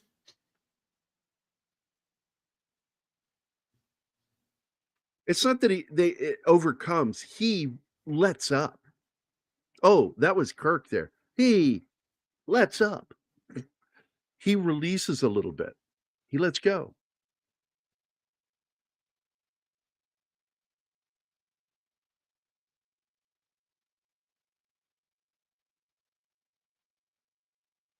There are a lot of people out there that'll tell you that. This is so weird to me because the balloon doesn't change sizes while he's doing this. There's Clark Kent working on putting boards up and shit and lighting.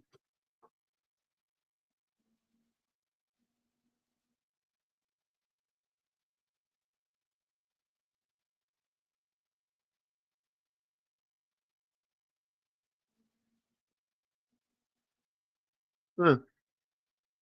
That's neat, Slasher. Good to see you, buddy. Hey, Sander. And How are Sandra's you? here too. What's up? Hey, Thunder. Ho ho ho! Now I've got a gun. Oh, it's hi ho hi ho. Demonetized. Hi ho hi ho! It's off to work we go. Or as we sang as children, hi ho hi ho! It's off to school we go. Or teachers look like Frankenstein and mothers smell like turpentine. Hi ho hi ho hi ho! Hi. Zoe knows that song, by the way. Ask her sometime; she'll sing it for you. Anima. What? I taught her that song when she was a kid, and she loves that song. The hi ho song I just sang. Oh. Oh, I wonder what they have done with that song in the new Snow White. I don't want to see a glimpse of that movie. Well, they're pulling back on this movie a lot because they know it's a shit show. It's not going to do well. I just see They our ended nerd the friends premiere in post the London articles on because they were Facebook having a all the time. London premiere and they backed out of it. 2 premieres crazy. has been back down. 2 have, okay, and they're trying to lump it onto Gal Gadot, and I'm like, Gal Gadot made one fucking video on her personal TikTok about supporting Israel because she's Jewish, for God's sakes, from Israel. How dare she? You know, and they're trying to throw her under the bus with Ziegler. Like Ziegler was on every fucking microphone that got in front of her, No, slagging this what I fucking heard, movie. what I've heard is not that they are blaming on Gadot, but in the fact that both Gadot and Segler, they actively hate each other. Gadot can't stand her. And I don't blame her. I wouldn't fucking like her either. She sounds like a horrible human being. Imagine and imagine having to work with somebody who says that you should be dead. Sandra, I heard that they attempted to make one, but it didn't work.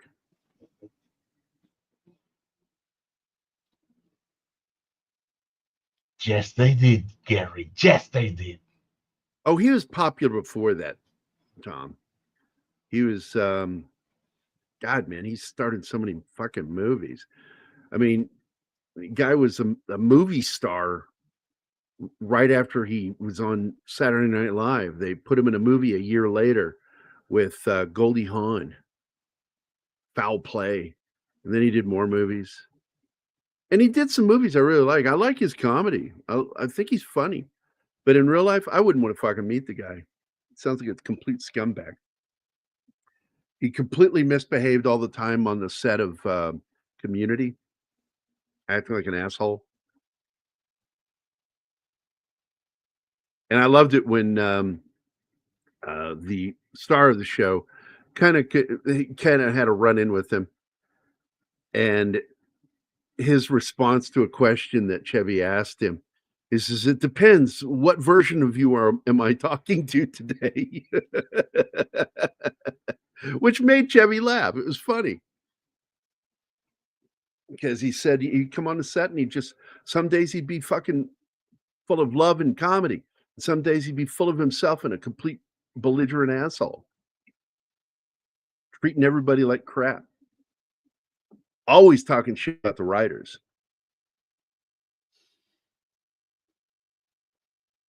And I like this, that they go to watch over the dance from a distance. But I thought they should have gone there and maybe done a dance together. I thought that would have been nicer. No, nobody wants grown-ups dance at a school dance. That's Okay, I stupid. just said those kids those age need to be fucking chaperoned. And that's a great way to do it. Every prom in the United States has chaperones at them, especially when they're at the high school. We don't have prom here, but something similar, and no grown-up would ever dance because that's cringe. Oh, no. They should be off in a corner by themselves dancing. You know, fuck you. Jesus Christ. Old people. Well, welcome to the old people world. And I would fucking dance with you. You are welcome to my European teenage experience with that. That's all it is. You don't go out in the middle of the dance floor and do it. That's for the kids. But you go over on a corner and fucking do your dance over there with the one you love. Fuck yeah. That's fucking goofy. All the stuff runs together these days. Gambit 87, that might been Dirty Dancing. Yeah, God only knows. You guys start talking about so much shit, I can't keep up on it. Like now, Yes, look, fucking I'm with Gambit Gambit. brings up We should Little read it. Caesar, for God's sakes. One of Edward G. Robinson's best roles. But he got frustrated because of that movie, because he got typecast. Yeah, here's the fight scene. Chris Penn looks like the only guy there that could probably really handle himself. Fight.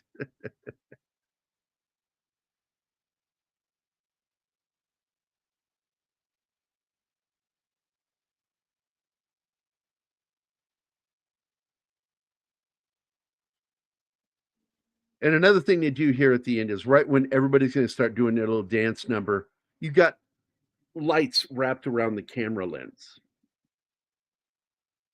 to make it look like they're shooting through a break in the lights. But the camera moves, and you see the lights follow the camera lens. Mm.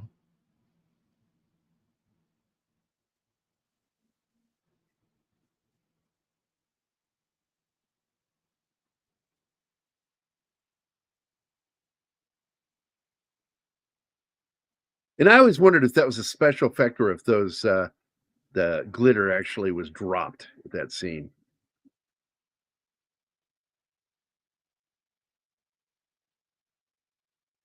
Yeah, mostly Cagney.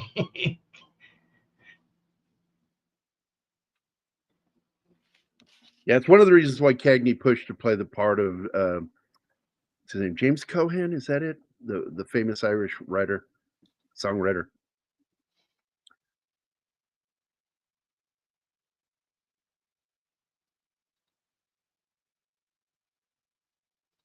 Chris just suffered from he was diagnosed with um, some sort of cardiac disease. I can't remember.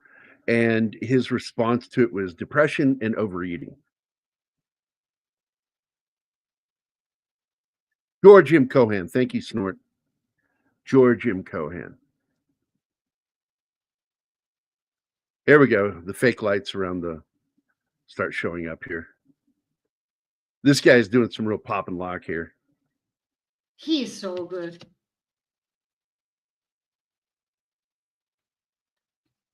Like back in the day, man, all of us used to do that. I used to break dance. And then I discovered that dancing is kind of gay, and I stopped doing it. It's not. It is kind Yes, of it gay. is. I like slow dancing. The other kind of stuff is weird. Yeah, because only when you're But I slow still enjoy dancing, you get to grope. That's your No, reason. I think there's a gentleman doesn't do that. A gentleman doesn't do that. I would never grope. I mean, while dancing, I'll grope you other times. Oh, I know. I don't need an excuse. Dancing is not an excuse for me. By the way, this is where he starts doing some of his little moves that he learned. I liked it. He does it kind of halfway split. Yeah, he almost gets down there. Almost. Should have I warmed did up a some little better. break dancing. I did some pop and lock. I did. I loved doing the robot, man. Back in the day, it was one of my favorite things to do. Oh, And Bill, I knew how. And I taught Zoe how to moonwalk. They She's didn't like, have "You know how video to back do that?" then, Bill. And I'm like, "Yeah, sweetheart. I used to break dance. I told you that. I know how to do a lot of those moves, and I know how to moonwalk. This is how you do it." And I showed her. And this is back when we were in Phoenix, and she's like, "Oh wow." I said, "I just can't do it with finesse anymore because I'm old." Diane Wiest. What a great cast. Great movie. Not a big fan of hers, mind you, but I did like everybody else in the cast.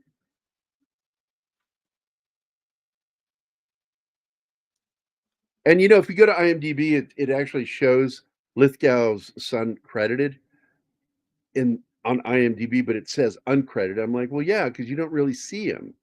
It's like it's the photograph of him.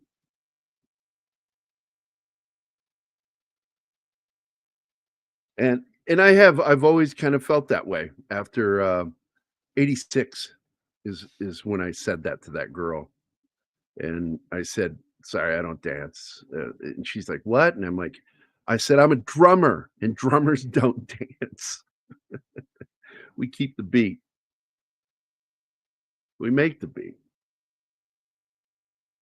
We don't dance to it. Too cool for that. But I do like slow dancing. That's the only good memory I have of Flashdance, Girlfriend, the slow dancing, groping, rubbing. I'll shut up now. Okay, Snort. Yep, 40 years old now. Yeah, I was 20 when this came out.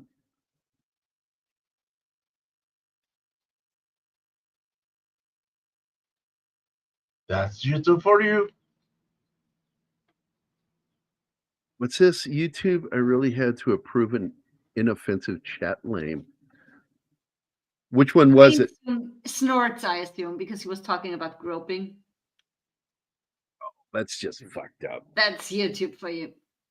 I get that stuff all the time. Like if I'm over there modding, because I mod over on Midnight's Edge every once in a while, and I'll catch like one dude, he'll say titty, won't let it up, and I'm like, titty offends you? Yeah. YouTube. Yeah, Footloose kind of was a trendsetter, had one of the best soundtracks. I'm very fond of this film. I was barely an adult. I was still kind of an idiot when I was 20.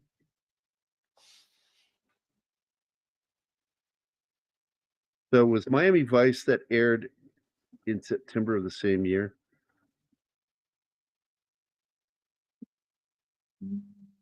I was working for Wegner's when that aired. I'll have to go check. And it was right around the same time.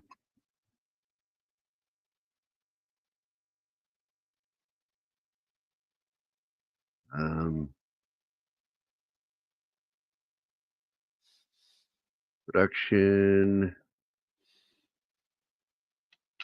I'm trying to find the air date on here. Not going to give us, so I got to do a Control F air.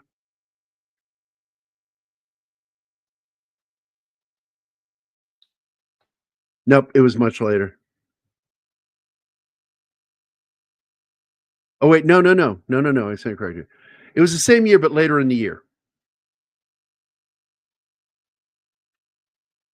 Yeah, September. What did you say? What did he say?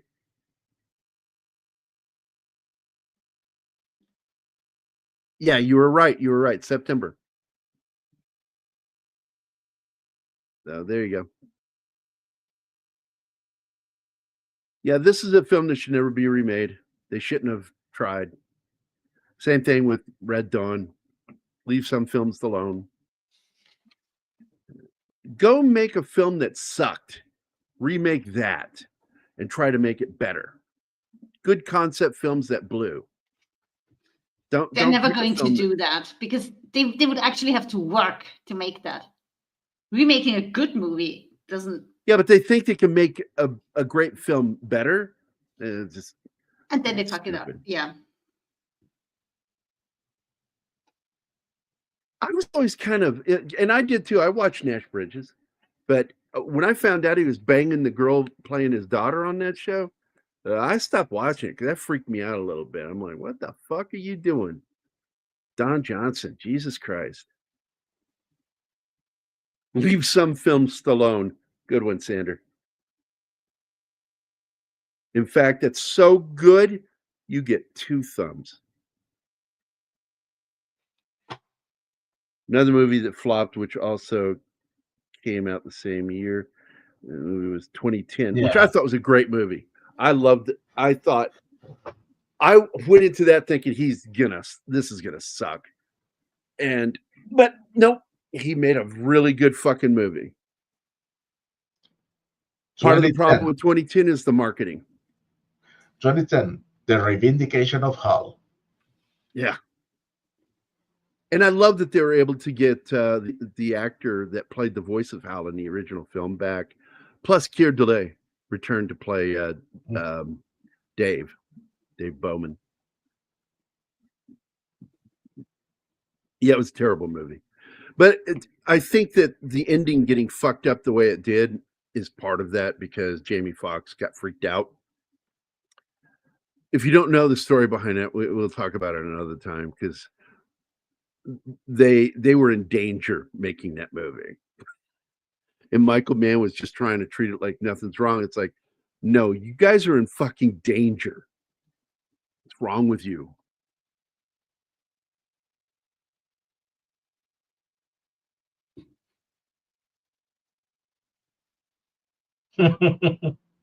Yeah, Keir Dullea is a yoga master, and I don't know if he's strictly vegetarian, but I know he lives a mostly vegetarian life. So he's Mostly. really thin. Mostly, he's very thin, and it's amazing how he's aged very gracefully.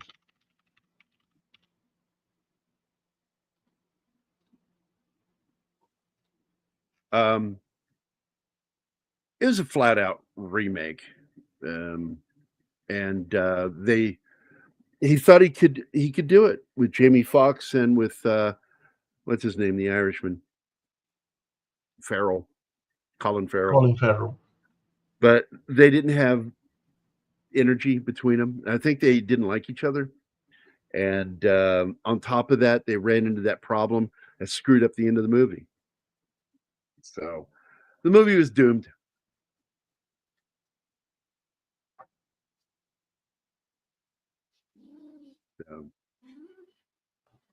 But again, the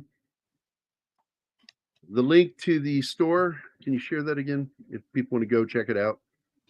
We have not officially launched it yet, but fuck it, if you guys want to go take a look, see what's up there so far, let me know if you like it.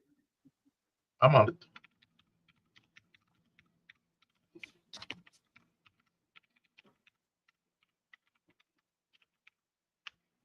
There you go. Motherfucker. Colin the Penguin Farrell. Fuck if he didn't nail it with that show. That series is really good. Oh, Don't I give need to two get shits. caught up.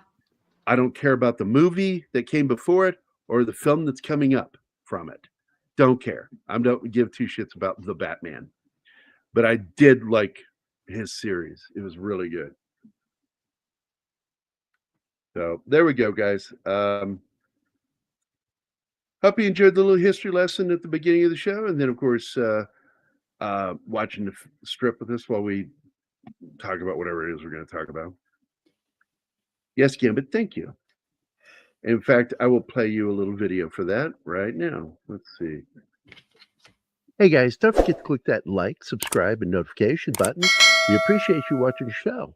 Now, back to it. Also get to name your firstborn child. That was in the terms as well. We're thinking dork face stinker butt. Unless it's a boy, then we're gonna call him Gary. Getting on that name. Wait, You shit Gambit. on that name, Gary. Sorcerer is a good remake. Oh yeah, there's a handful of remakes that really outdid the original. Because the original film, I forget the name of it, but it's the same premise. The Wages same of plot. Fear. Yeah, it's got some good actors in it, but it's really not very. It's a low budget film, and so it shows.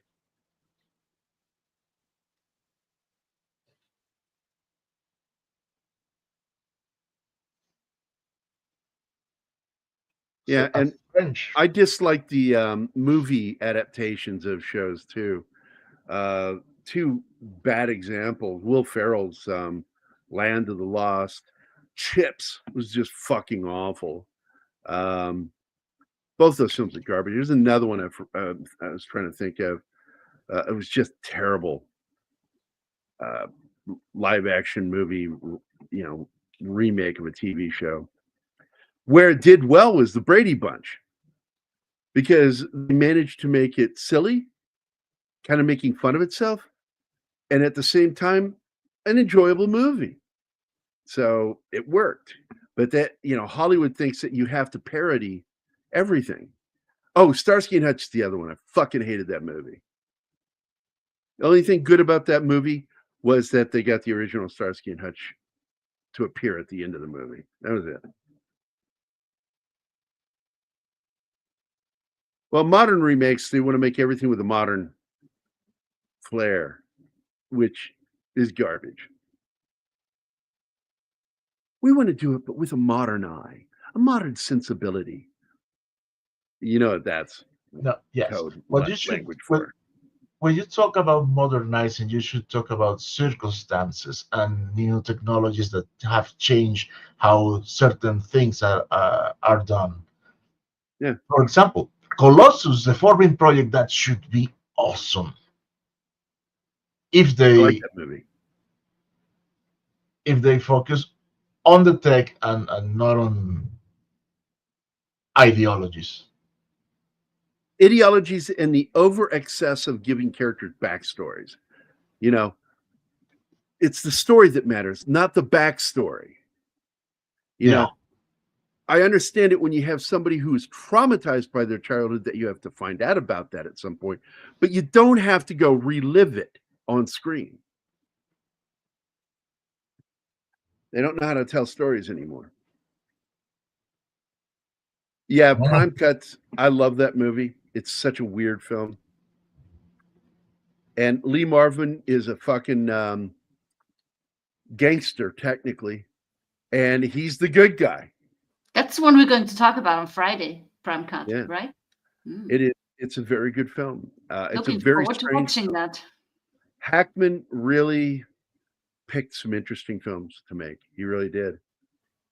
He picked a few films in order to pay bills, but there were some movies he picked because he thought that would be interesting to do. So,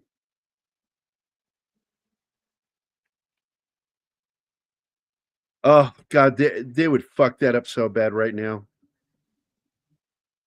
They would cast Kid black. would be They would be a black fat lesbian. and Kid would be an It's electrical Michelle Knight. Volkswagen. Michelle Knight. It'll be Michelle Knight. And it'll be like the Equalizer, the updated Equalizer. It'd just be like that. It'd be just bad, not worth watching.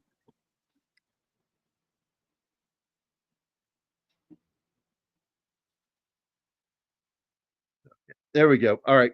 I'm going to thank everybody. Joe popped in at the beginning. Thanks a lot, Joe. Hello, Joe. Snort of Peepus Cuber. Thank you, buddy, for being here. Dragon Ruse. What's this? I don't know. Is that a name, Martin? No. Okay. Penny, FKHC 2000, because we get some weird fucking names.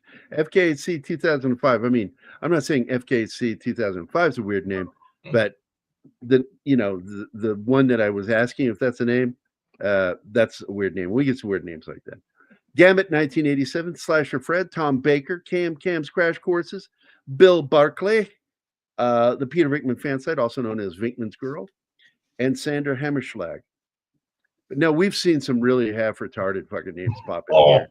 And I suspect that they're bots. When the bots are hitting, the names go crazy. Vag Sniffer. Yeah. Like, come on. You know they're bots when 4 or 5 of them pop in and they're all vulgar. Yep.